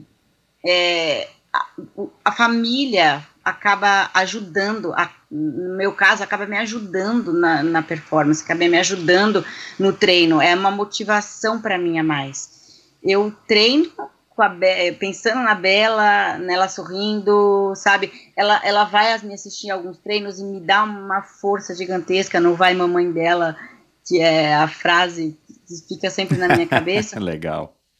Então, assim, dá para fazer isso, sabe? É uma questão de organização e é uma questão de planejamento, né? E é isso. O fato do Daniel também ter sido um atleta olímpico, enfim, né? Continua sendo aí um nadador e pelo que eu vejo ele até está se arriscando um pouco aí na bicicleta, né? Não sei se ele vai ingressar no triatlon, se ele já estreou, mas isso também ajuda bastante também, né, Bia? Vocês, nesse sentido, vocês são um casal fora dos padrões. O Daniel acaba participando bastante na questão de olhar, de cuidar, de se preocupar com a Bela, enquanto você pode sair para treinar, já que você tem essa obrigação? Sim, ele sabe, né? Ele entende porque ele passou por isso, né? Ele estar nos Jogos Olímpicos são 4 anos ou mais de muita dedicação, ainda mais a natação, que é muito mais quadrado, né? E então ele entende, né? Apesar de que é engraçado que tem momentos que existe uma cobrança por ser mulher, existe, assim, sendo sincera, sabe, é um pouco natural, sabe, ainda mais assim, a família dele é daqui do sul, então aqui se tem muito isso, a mãe estar em casa, a mãe cuidar do filho, a mãe, então existe ali no fundinho, eu sinto que tem esse olhar para mim, sabe, pô, era você que tinha que fazer isso, sabe, mas quando tem um objetivo, a gente vê o objetivo ali, a gente sabe que, poxa, é um trabalho, é nosso trabalho, sabe? Ser atleta é nosso trabalho, foi o trabalho dele durante muitos anos. Então tem esse entendimento. Então, no final das contas, ele sempre me ajuda muito a abrir mão de muita coisa. Ele está com a Bela, ele participa de tudo com a Bela. Com certeza ele ter sido atleta profissional ajuda bastante, né, nesse entendimento. É muito mais fácil. A hora que você começou a dividir um pouco desse lado da Bia no teu Instagram, né, com a Bela e tal, isso te deu um recall, te deu um retorno dos teus fãs, dos teus seguidores, das mulheres principalmente, e fez com que você passasse a colocar com mais frequência, né, a presença da Bela no teu Instagram, e isso te fez se sentir mais, de alguma maneira, melhor, assim, no sentido de mais à vontade, de ver também que pode ser um outro tipo de conteúdo que você também pode gerar e inspirar, né, as mulheres que te seguem, as mulheres atletas e tudo mais. Como é que foi também o fato de você estar inserindo ela nas tuas redes sociais, ela que eu digo assim, esse teu lado maternal, né, onde você pega ela, abraça, beija, ela tá com o mesmo maiô que você, numa fotinho e tal. Como é que foi esse processo e como é que os teus seguidores, os teus fãs reagiram a isso para que você continue desenvolvendo esse teu lado que eu acho super interessante? Eu, na verdade, pensei em nunca expor a Bela. Uhum. Eu não queria, na verdade, ainda não gosto muito. Eu acho que, assim, ela é muito pequena, ela tá criando os valores. Eu acho que esse meio é muito pensado, sabe?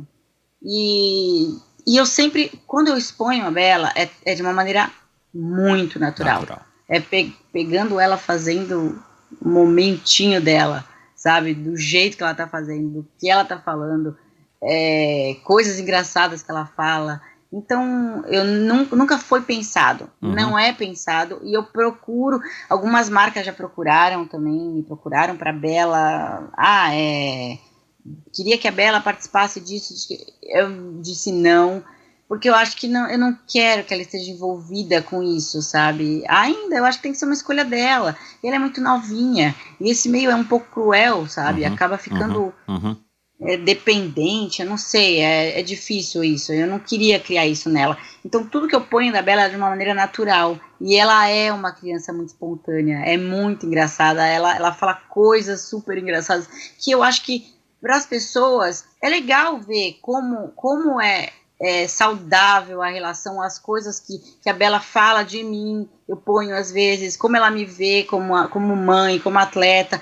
Então é isso que eu tento passar, a vida real, sabe, e é uma maneira de passar para as pessoas que é legal, sabe, você ter o teu filho participando ali da tua vida, você ensinar algumas coisas do esporte para ele, eu corro com ela, eu faço ela pedalar, eu mostro para ela uma transição, e assim, eu procuro sempre dessa forma mais natural, sabe, mas não gosto muito, para falar a verdade, assim. Mas os teus fãs, os teus seguidores chegam a pedir, ou eles aprovaram isso? Você percebe que você pode estar de fato influenciando positivamente outras mulheres a estarem, enfim, né, não te seguindo, mas te inspirando, né, em você, justamente para poder, enfim, vocês podem ser atletas, não precisa ser campeãs, mas assim, vocês podem ser atletas, ter filhos. Se você sente que você pode ter esse papel como uma influenciadora, já que você é também, né? Com certeza. Eu recebo muitas mensagens até hoje de como foi a gestação, de como é estar com a Bela, como que eu faço, tudo, né? Desde assim, da alimentação da Bela me perguntam, sabe, como que eu faço. É muito louco isso. E com certeza a gente influencia, claro, né? Porque e é legal isso. Eu tento fazer essa troca com as pessoas quando elas me perguntam. Muita gente pergunta, quero mais a Bela. E é engraçado, né? Eu vi que ela tem um Instagram próprio que deve ser para compartilhar as fotos com a família, né? A minha filha também tem um que é só para compartilhar compartilhar as fotos com a família, né? Agora, Bia, não sei, eu acho, minha opinião, né? Eu não sei se tem alguma outra atleta brasileira aí de ponta no triatlon que tem filho e que compartilha dessa maneira. Eu não me vem à cabeça aqui agora nenhum, até porque muitas ainda meninas são bem mais novas, mas enfim, eu acho que existe aí um caminho que pode ser interessante se você tiver, claro, vontade e desejo de se explorar ainda por muito tempo, independente dos seus resultados exclusivamente, né? Porque eu acho que é uma mensagem legal e enfim, sei lá, eu sou feminista, muita gente já sabe disso.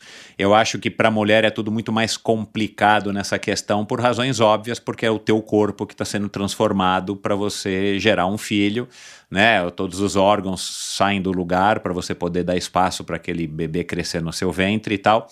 E depois você que tem que voltar e tem que dar de mamar, e os hormônios, e o leite, né? Então, assim, eu acho que é um exemplo legal, porque eu tenho certeza que muitas mulheres que fazem esporte, não importa profissionais ou não, passam por dilemas muito parecidos umas com as outras. Eu acho que quanto mais pessoas falarem disso no esporte, e no nosso esporte, no triatlon, eu acho que é mais interessante, né? Para justamente poder, de repente, até desmistificar algumas coisas e mostrar também que, enfim, você é uma mulher normal como todas as outras, você só tem aí um desempenho acima da média. Do ponto de vista da tua carreira, você disse que até chegou no começo aí da pandemia, pensou se era hora de parar ou não. Como é que você se enxerga, né? Você está ainda no começo, você está no meio, você está no final, você está com 34 anos, né? Ainda hoje dá para desempenhar bem aí, talvez até os 40, quem sabe, 39, 38. Como é que você se enxerga hoje profissionalmente? Você tem aí um mini plano de carreira? Você já está com uma outra, né, um outro trabalho, uma outra profissão. Você e o Daniel têm essa marca super legal aí de mochilas e acessórios, a Go Ahead, de roupas. Como é que você está nessa questão aí do planejamento da tua carreira, né, de 2021, desse ano para frente? Olha, eu pensei várias vezes nisso, né, e esse ano foi muito bom para isso, né, porque pensar é o que Exato, a gente deu tempo. Deu tempo, quem não pensou, meu Deus. Então, eu decidi que eu vou ficar mais alguns bons anos no esporte. Oba. Eu quero fazer longa distância, que eu nunca treinei para isso. Né? Então eu me vejo agora num momento de transição. Eu curto muito as provas que eu mais gosto, são as provas de olímpico. Então eu tenho essa paixão pelo esporte, pela distância, né? Então, assim, claro, vai ser uma adaptação de treino, uma transição, né? E então tenho ainda muito para aprender, porque eu gosto realmente da distância olímpica. Vai ser ainda a distância que eu vou fazer em 2021, mas já com esse planejamento, né? E a longa distância a gente tem um pouco mais de tempo, né? A gente vê pelas próprias mulheres que são aí as campeãs de ponta, quanto mais velhas, mais experientes e ali andando super, né, na frente. Me inspiro nelas, então acho que não é nem uma questão de idade, é uma questão de realmente se planejar para isso, porque eu não vou competir tanto quanto, mas eu quero treinar focada para algumas provas, né? E mesmo porque a longa distância é um desgaste muito grande, não dá para fazer uma prova longa, né? Ficar fazendo muitos meios e iron, enfim. Então eu vou ter que me planejar, me adaptar, vai ser tudo diferente, tudo novo. Claro que a gente consegue fazer, o pessoal fala, por que você não fez um Ironman? Por que você não fez... Gente, não é uma questão de fazer, sabe? Não é uma questão de completar pra Exato, gente, né? É claro, é outra perspectiva. Isso, então é isso. Em algumas matérias mais antigas que eu li a teu respeito, alguns vídeos que eu assisti aí na hora de fazer a pesquisa para a gente bater esse papo, eu vi que você, né, ainda falava de Tóquio 2020, que obviamente não aconteceu. Como é que está essa questão para esse ano 2021? Ainda existe a chance? Você desencanou? Como é que você está com relação ao sonho olímpico?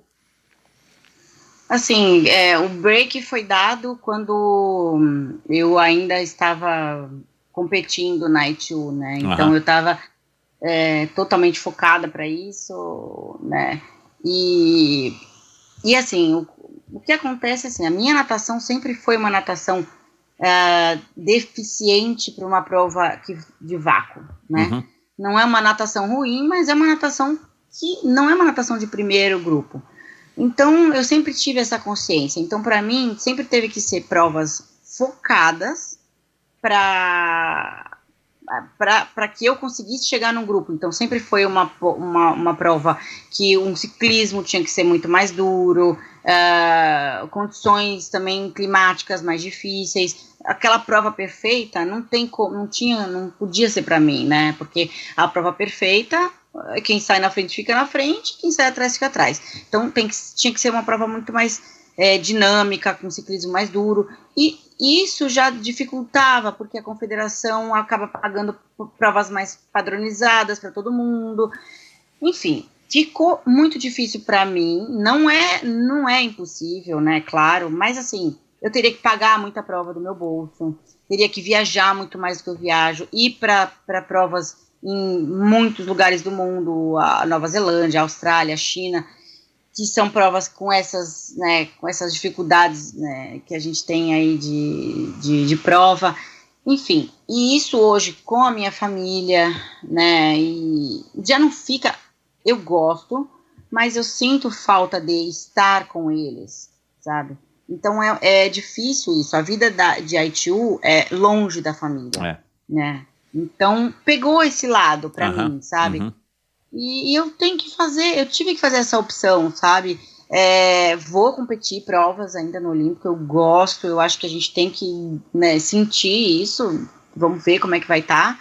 Mas assim, as meninas também que estão vindo agora, tem, né, meninas novas, meninas também mais experientes, né, que estão vindo aí já da natação, e a natação conta bastante. Então, é muito mais uma prova para quem nada bem, sabe? Então, esse também é um dos motivos que eu acho que chegou o momento, e a idade também, eu acho que já estou madura, tanto na idade quanto também no esporte, para mudar para uma distância maior. E aí sim, né? Então você quer permanecer no esporte por muito tempo. Essa marca que você e o Daniel criaram, a Go Ahead, ela vai ser mais administrada, gerida por ele, ou você tem também, justamente pelo fato de você já ter tido experiência profissional, você é formada, né? Você também tem aí planeja ter bastante ingerência no dia a dia da marca, ou é mais uma coisa que já está aí organizado entre vocês, que vai ser ele quem vai tocar e você vai dar um apoio, enfim, como é que está também essa questão? E eu estou falando nesse sentido, justamente para que você explore um pouco esse tema, tipo, como é que um atleta profissional se planeja para uma transição, né? Por mais que a tua transição esteja distante 3, 4, 5 anos de hoje, mas como é que você encara isso e se é essa leitura que eu tô tendo mesmo, você já se planejando para assim, cara, como é que vai ser a Bia pós, porque eu imagino que você não vai largar o esporte com um pé de meia para que você possa se aposentar e viver de nada, né? Então, como é que é essa questão na tua cabeça, sendo você já uma mulher, né, de 34 anos, uma mulher madura, mãe e tudo mais? Olha, no momento a marca, ela tá com o Daniel, ele toma a maioria das decisões, eu ajudo no que eu posso, mas assim, o meu foco é o esporte, eu acordo pro esporte, né, e claro que sempre tem dúvidas, conversas, ideias, e eu participo de quase tudo. Mas hoje a marca tá com ele, né? Tá 80% com ele. Eu ajudo no que eu posso. Eu ajudo na divulgação, eu fico mais ajudando nessa parte. Mas então, eu também tenho um projeto meu, né? Que vai ser uma marca minha, alguma coisa minha. Então, isso também já está nos planos, isso faz parte da transição da carreira. Eu acho que todo atleta tem que ter isso. E é super importante, a gente não consegue viver do esporte mesmo porque a gente termina cedo, né? Não dá, vou me aposentar com 30 e poucos anos. Daniel se aposentou com 30 anos. Então imagina, né? É difícil isso, ninguém se aposenta com essa idade, né? E ainda não tem recurso para se aposentar, né? Então a gente tem que pensar nisso, sim, e a gente pensa, tanto ele quanto eu, né? Eu sou sócia da marca dele, né? Mas hoje é ele que cuida, mas eu também tenho os meus projetos aí que logo também já, com a ajuda de outras pessoas, claro, né? Porque não vai dar para treinar, é difícil, né? A gente tem que abrir mão de umas coisas, mas o treino ali, ele consome bastante a gente, né? Tanto mentalmente também, então tem que ter alguém por acaso vai ser alguma coisa de roupa? Você pode adiantar aí alguma coisa ou é segredo? Não é segredo. Eu gosto muito de desenhar. Desenho roupas, desenho, estilizo algumas coisas. Eu tenho muitos projetos ali ao longo do tempo que eu fui fazendo. E sim, eu já desenhei muitas roupas que eu gosto, né? Não mais casuais, assim, vai ser alguma coisa ligada a isso. Vai. Mas então não é obrigatoriamente de esporte assim? Não. Tipo, legal. Tá. Não, porque eu ia perguntar exatamente isso, assim, se o teu plano hoje era, a hora que você se aposentasse do esporte profissional, continuar ligada ao esporte de alguma outra maneira, né? Mas hoje o teu plano é, enfim, talvez se desligar do esporte como profissão e continuar praticando ele amadoristicamente. O Ironman,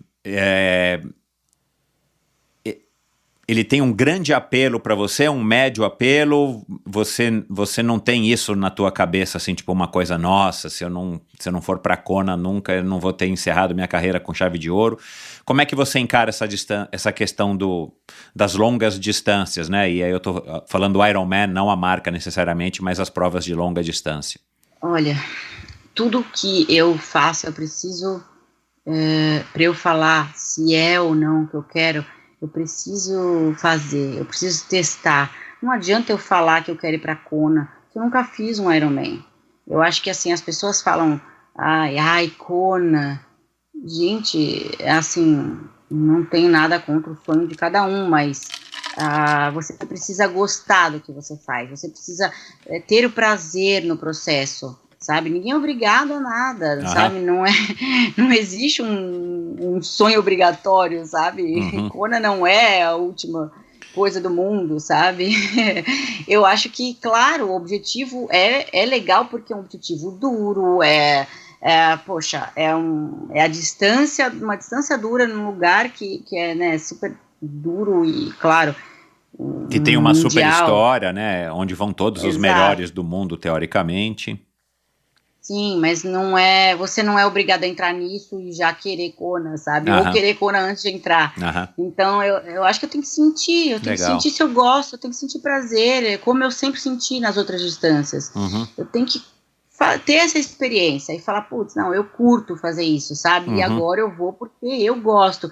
Tem um lado profissional, mas ninguém é feliz fazendo o que não gosta, sabe? Ninguém consegue fazer bem a atividade não gostando do que faz. Então é isso, para mim o esporte, eu vivo dele, mas eu tenho prazer em fazer o esporte. Então eu acho que é isso, para mim vai ser testar aí e ver se eu gosto e aí, claro, as coisas vão acontecendo e essa magia aí com certeza vai vir.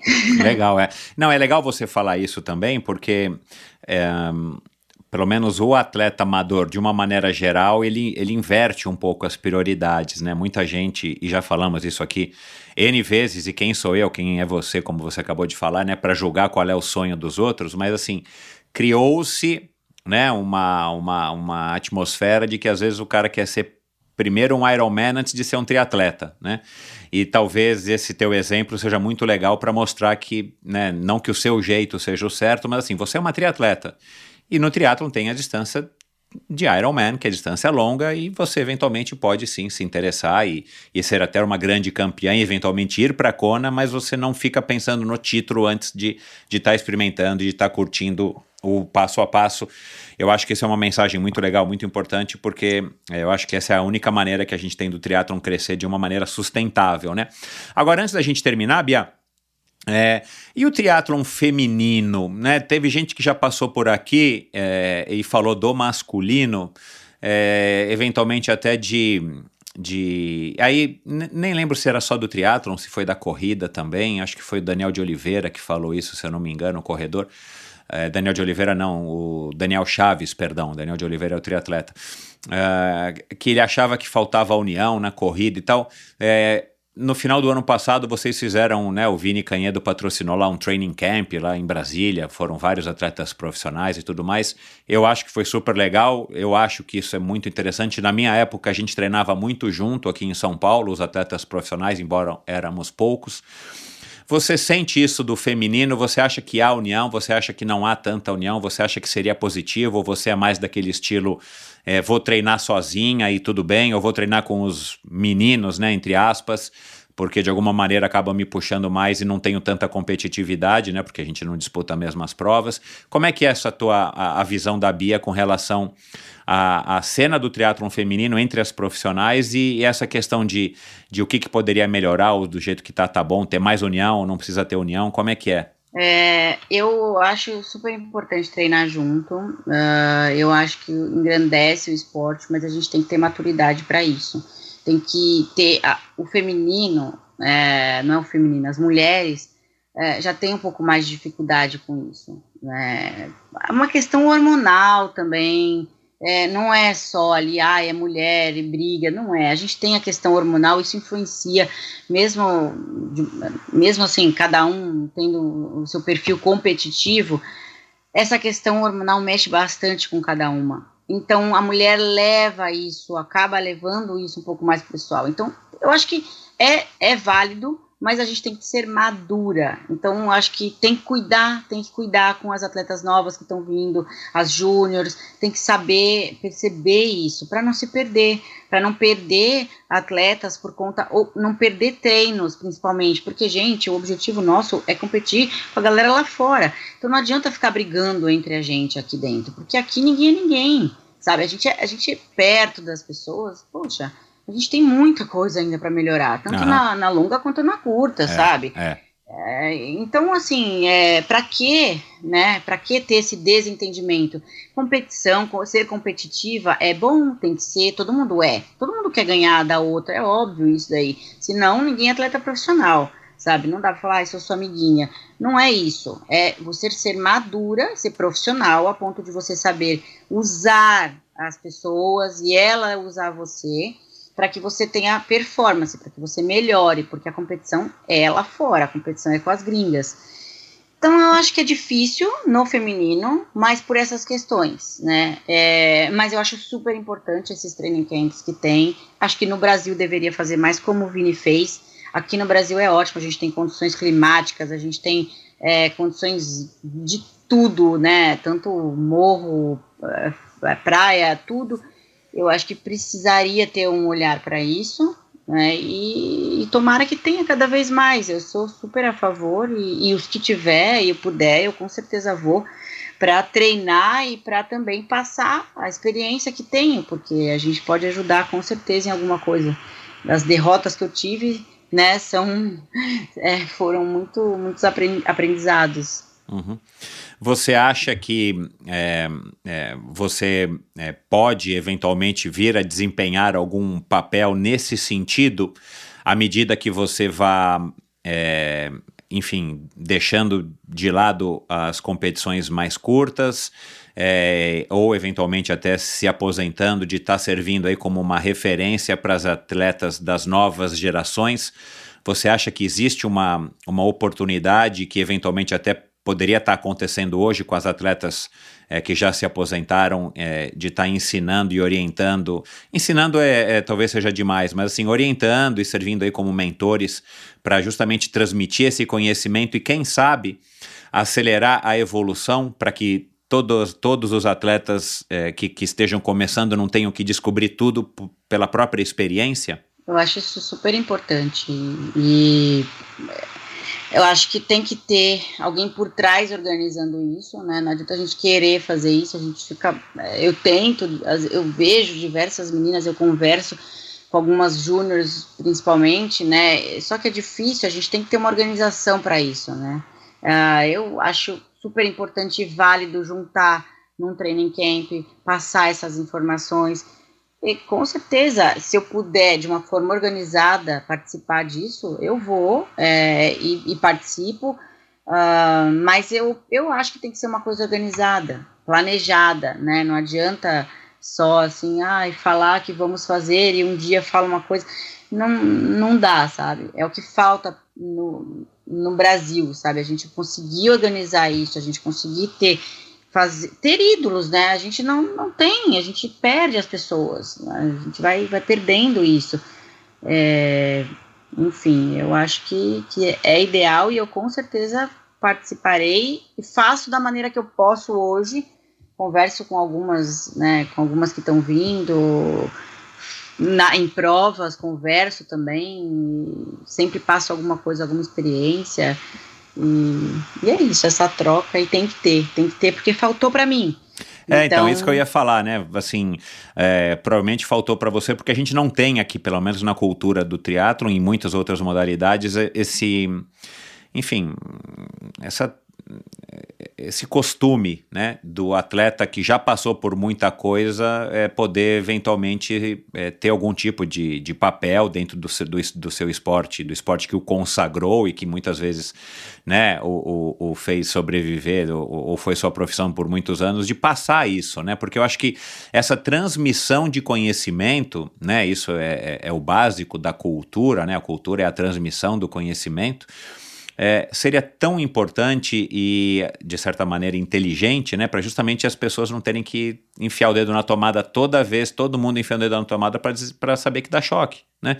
Se você tivesse como ter recebido isso e depois se você tiver como passar isso, me parece uma maneira mais acertada e um caminho mais curto de estar evitando alguns erros, alguns deslizes na carreira de qualquer atleta, mas no nosso caso aqui do triatlon, com certeza, que é uma pena, né? Eu acho que isso aqui talvez falte aqui no Brasil, isso que você falou que no começo, que é a história da cultura, da tradição, as pessoas aceitarem que podem ser atletas ou que existem pessoas que vivem treinando como uma profissão qualquer, né? E que não são só flores. Você acha que você tem mais talento ou mais dedicação na tua composição aí como atleta? Né? Porque você falou que você deve muito aos teus pais, mas assim, você é uma pessoa que precisa treinar muito para ter o teu desempenho, ou você meio que já tem isso dentro de você, é uma coisa que você carrega no teu DNA? Olha, é bem difícil isso.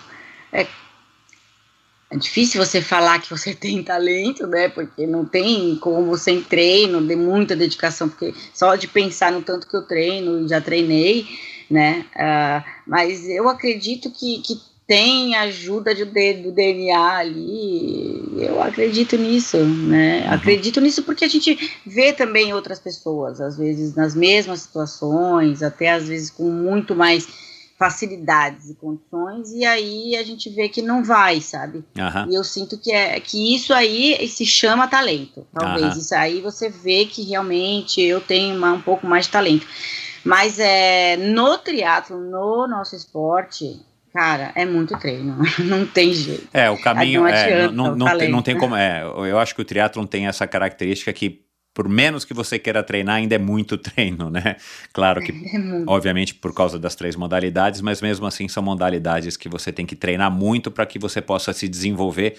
E você sabe, né, até por conta aí do teu relacionamento com o Daniel, por exemplo, a natação é uma dessas modalidades, né? O cara tem que nadar quilômetros e quilômetros e quilômetros para o cara poder ser um bom nadador e às vezes melhorar milésimos de segundo, enfim, né? E o triatlon acaba agregando essas 3 modalidades que seguem mais ou menos essa mesma linha.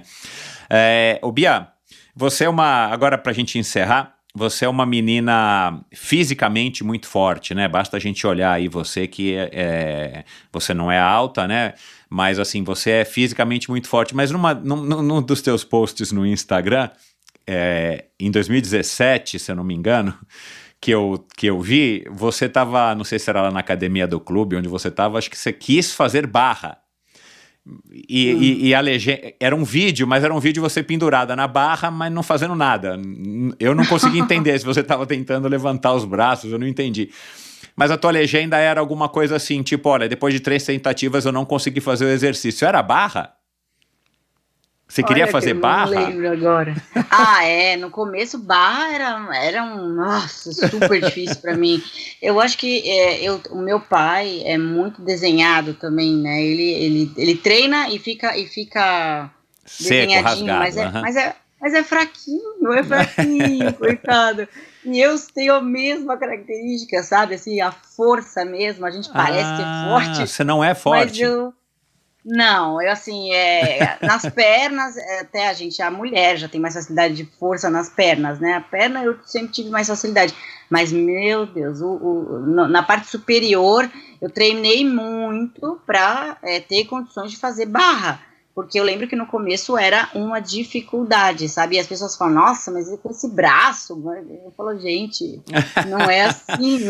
Você então faz barra hoje já? Ai, olha, nossa, eu faço, mas assim, tem que ser concentrada, tem que ser... Mas faz o quê? 5? Faz o quê? 3? Faz uma? Eu faço 5, mas é aquela coisa, tem que ter uma concentração, tem que...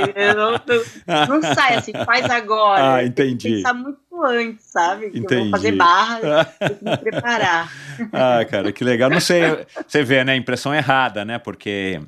Eu diria que você é uma mulher forte fisicamente, porque você realmente é toda definida e tal, e eu achei, né, você faz vários posts também nas suas redes sociais, no teu Instagram, mostrando as suas costas, né, e eu imaginei, não sei porquê, eu imaginei que você fosse, por quê? Por isso, eu imaginei que você fosse uma pessoa forte, só que naquele post você fazendo barra, e barra me chama particularmente a atenção, porque eu adoro fazer barra, mas eu sei que é super difícil, ainda mais pra mim que peso muito, mas eu achei que você fizesse barras, engraçado, né?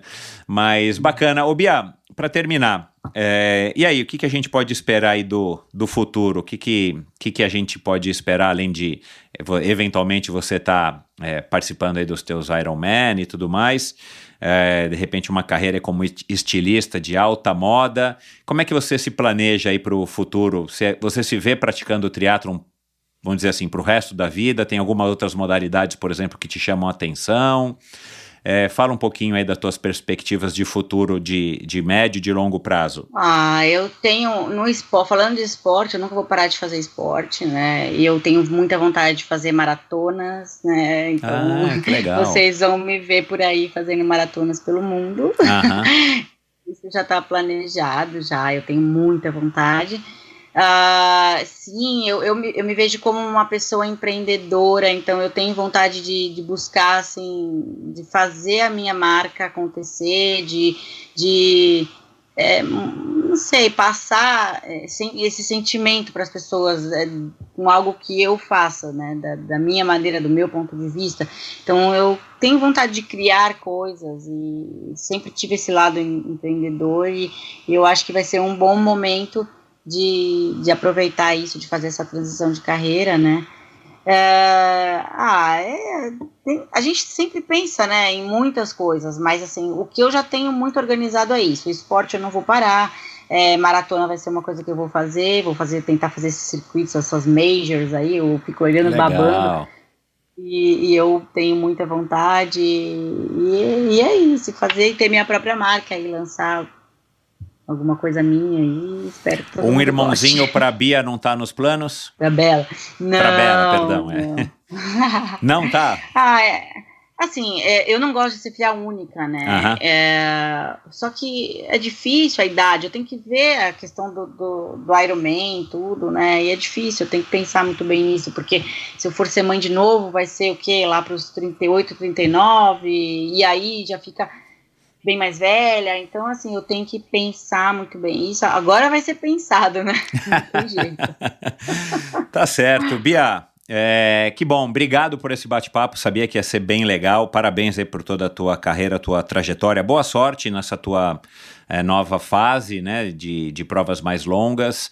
Eu vejo, e a gente está acompanhando, né, para quem acompanha o triatlon, que as gerações um pouco mais novas estão conseguindo conciliar mais ou menos bem, ainda a gente está vendo isso muito no começo, né, entre ITU, né, ou um mix de provas curtas com provas mais longas. Eu acho que realmente existe aí um caminho que ainda está sendo pouco explorado, mas pelo que a gente tem visto até agora, acho que até dá para para conciliar aí uma carreira nas duas distâncias, né, curtas e longas. Eu acho muito legal. E parabéns, oh meu Deus do céu, tô confundindo a Bia com a Bela. A Bela consegue dar um oi aqui pro tio? Ai, olha, eu nem sei onde ela tá agora, mas eu posso sair, vou tentar. Sim, vai lá buscar ela. Vamos ver se a gente consegue trazer a Bela aqui, pessoal, já que a Bela foi aí uma boa parte do nosso bate-papo, essa questão aí da maternidade, vamos ver se a Bela consegue aparecer. Era pra Bela estar no começo. Não tá aí? Não, ela que saiu pena. com a avó. Não tem problema. Então pronto. A avó raptou. Bia, bom, as tuas redes sociais é tudo Bia Neres, né? Se eu não me engano, agora me fugiu. É Bia_Neres. Legal. E Instagram, e também tem meu site, que é bianeres.com.br, quem quiser ver lá, tá bem legal. Aliás, aquela ideia, né, do teu site, que a hora que você acessa, começa a carregar lá, pelo menos a última vez que eu vi, 7.000 e não sei quantas horas de treino, 14.000 quilômetros de corrida, não sei quantos nadados e tal, bem interessante aquilo lá. Se a gente for parar pra pensar, é quilometragem pra caramba, né, cara? E foi aí que eu vi, né, que você tem mais de 250, tinha pelo menos a última vez que eu olhei, mais de 250 provas realizadas, muito legal. Parabéns pela tua carreira, boa sorte. Vamos torcer para que 2021 seja um ano de retomada de fato e que todos nós possamos ter aprendido alguma coisa durante a pandemia e principalmente os atletas voltem melhor. Um abraço aí pro Daniel, boa sorte na Go Ahead. Qual que é a rede social, qual que é o site? Vamos fazer um merchan aqui. Legal, é www.goaheadsport.com.br. Legal. E o Instagram é Go Ahead Sport. Legal. Go Ahead Sport. Legal, vou colocar também os links no post do episódio de hoje. Então é isso, manda um beijinho pra Bela, que pena que não deu pra ela participar. E é isso, Bia, boa sorte, que o ano de 2021 seja muito melhor do que o de 2020, oxalá. Amém, super obrigada e muito feliz com o convite, e obrigada a todos aí, e estaremos juntos aí em 2021 por muito tempo aí com o triatlon. Bia, obrigado, um beijo. Beijão, valeu. E é isso, pessoal, espero que vocês tenham gostado desse bate-papo com a Bia, uma atleta bem interessante, foi bacana ela comentar aqui essa história do Ironman, a visão dela e do Ironman. Eu acho que é isso que eu falei. Eu acho que é importante a gente mostrar que o triatlon é muito maior do que o Ironman. O Ironman é uma boa parte do triatlon, mas o triatlon é muito maior e não é apenas o Ironman, muito menos apenas o Ironman. E é legal ouvir isso de uma triatleta profissional. Eu espero que vocês tenham curtido. A gente conversou aqui, como sempre eu gosto de lembrar vocês, se você está chegando hoje, está desligado aí do planeta Terra no meio da pandemia, a gente falou aqui de diversas pessoas que já passaram pelo Endorfina, o Vinícius Canhedo, a Pamela de Oliveira, triatleta profissional, o Colucci, o Thiago Vinhal, a Vitória Lopes e claro, agora mais recentemente, a Valéria Mello, a corredora e maratonista. Aliás, a Bia falou aí de Majors, ela que está em busca aí das Majors, vai completar aí, se der tudo certo agora em 2021, a Maratona de Tóquio e terminar aí as Six Majors. Falamos de influenciador digital, de criador de conteúdo, Gustavo Maia foi mencionado aqui, tantas outras pessoas, então dá uma olhadinha lá, neste mesmo agregador de podcast que você está ouvindo esse bate-papo, você acha todos os episódios de Endorfina ou lá no meu site, www.endorfinabr.com. endorfinabr.com, perdão pessoal, eu acho que eu tô cansado aqui desse bate-papo, foi muita conversa, endorfinabr.com. Enfim, dê um alô pra Bia, todos os links para as redes sociais dela, da marca dela, dessa Go Ahead, vão estar e de diversas entrevistas, enfim, vão estar no post do episódio de hoje, também lá no site endorfinabr.com. Lá no mesmo site você assina, além de ouvir todos os episódios, você assina a newsletter semanal. Toda sexta-feira eu mando um e-mail curtinho aí com várias notícias interessantes, dicas e coisas que eu acho que vale a pena serem compartilhadas com você. E dê um alô pra mim no EndorfinaBR lá no Instagram.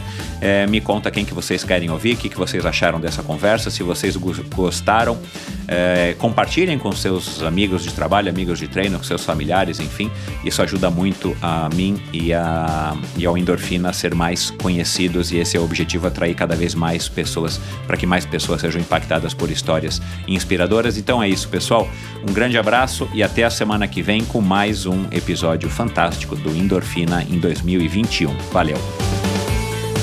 Este episódio foi um oferecimento da Bovem Energia. A Bovem é uma comercializadora, uma gestora e uma geradora de energia. Assim como para os meus convidados, para a Bovem Energia é um assunto muito sério. É uma empresa sólida e confiável, com profissionais experientes e treinados para lhe oferecer agilidade no atendimento, robustez e competência na condução dos negócios. Saiba mais em bovem.com.br e @bovem_energia no Instagram. De energia, a Bovem entende. E esse episódio também foi um oferecimento da Supacaz do Brasil. @SupacazBR é o perfil da Supacaz no Instagram, a marca californiana de acessórios de ciclismo de alta performance, patrocinadora da equipe profissional Bora Hansgrohe. A Supacaz fabrica fitas de guidão, luvas, meias, suportes de caramanhola, selins e uma grande variedade de acessórios muito legais. Encontre os produtos da Supacaz no site ultracicle.com.br. E você, que é ouvinte do Endorfina, aproveite a promoção frete gratuito para compras a partir de R$100 exclusivamente no site ultracicle.com.br. Basta você digitar a palavra Endorfina no campo de cupom de desconto antes de finalizar a sua compra e pronto. As mercadorias que você comprar chegarão gratuitamente se você mora aqui no território brasileiro. Aproveite! E como sempre, o Endorfina apoia a iniciativa do Mosqueteiros do Esporte, um site de patrocínio coletivo de atletas. Incentive um jovem atleta profissional e receba de quebra descontos em diversas lojas e prestadores de serviço. Seja você também a diferença na carreira de um jovem talento. Siga Mosqueteiros do Esporte no Facebook, Mosqueteiros do Esporte no Instagram e visite o site mosqueteirosdoesporte.com.br. E esse e todos os episódios do Endorfina Podcast são editados pela produtora Pulsante. Obrigado por ouvir esse episódio do Endorfina. Acesse o endorfinabr.com, vá no post do episódio de hoje para conhecer um pouco mais sobre o meu convidado e alguns assuntos abordados em nossa conversa. Lá você ainda encontra todos os episódios do Endorfina. Siga o Endorfina BR no Instagram e confira imagens inéditas e inusitadas dos meus convidados. Participe enviando comentários e sugestões.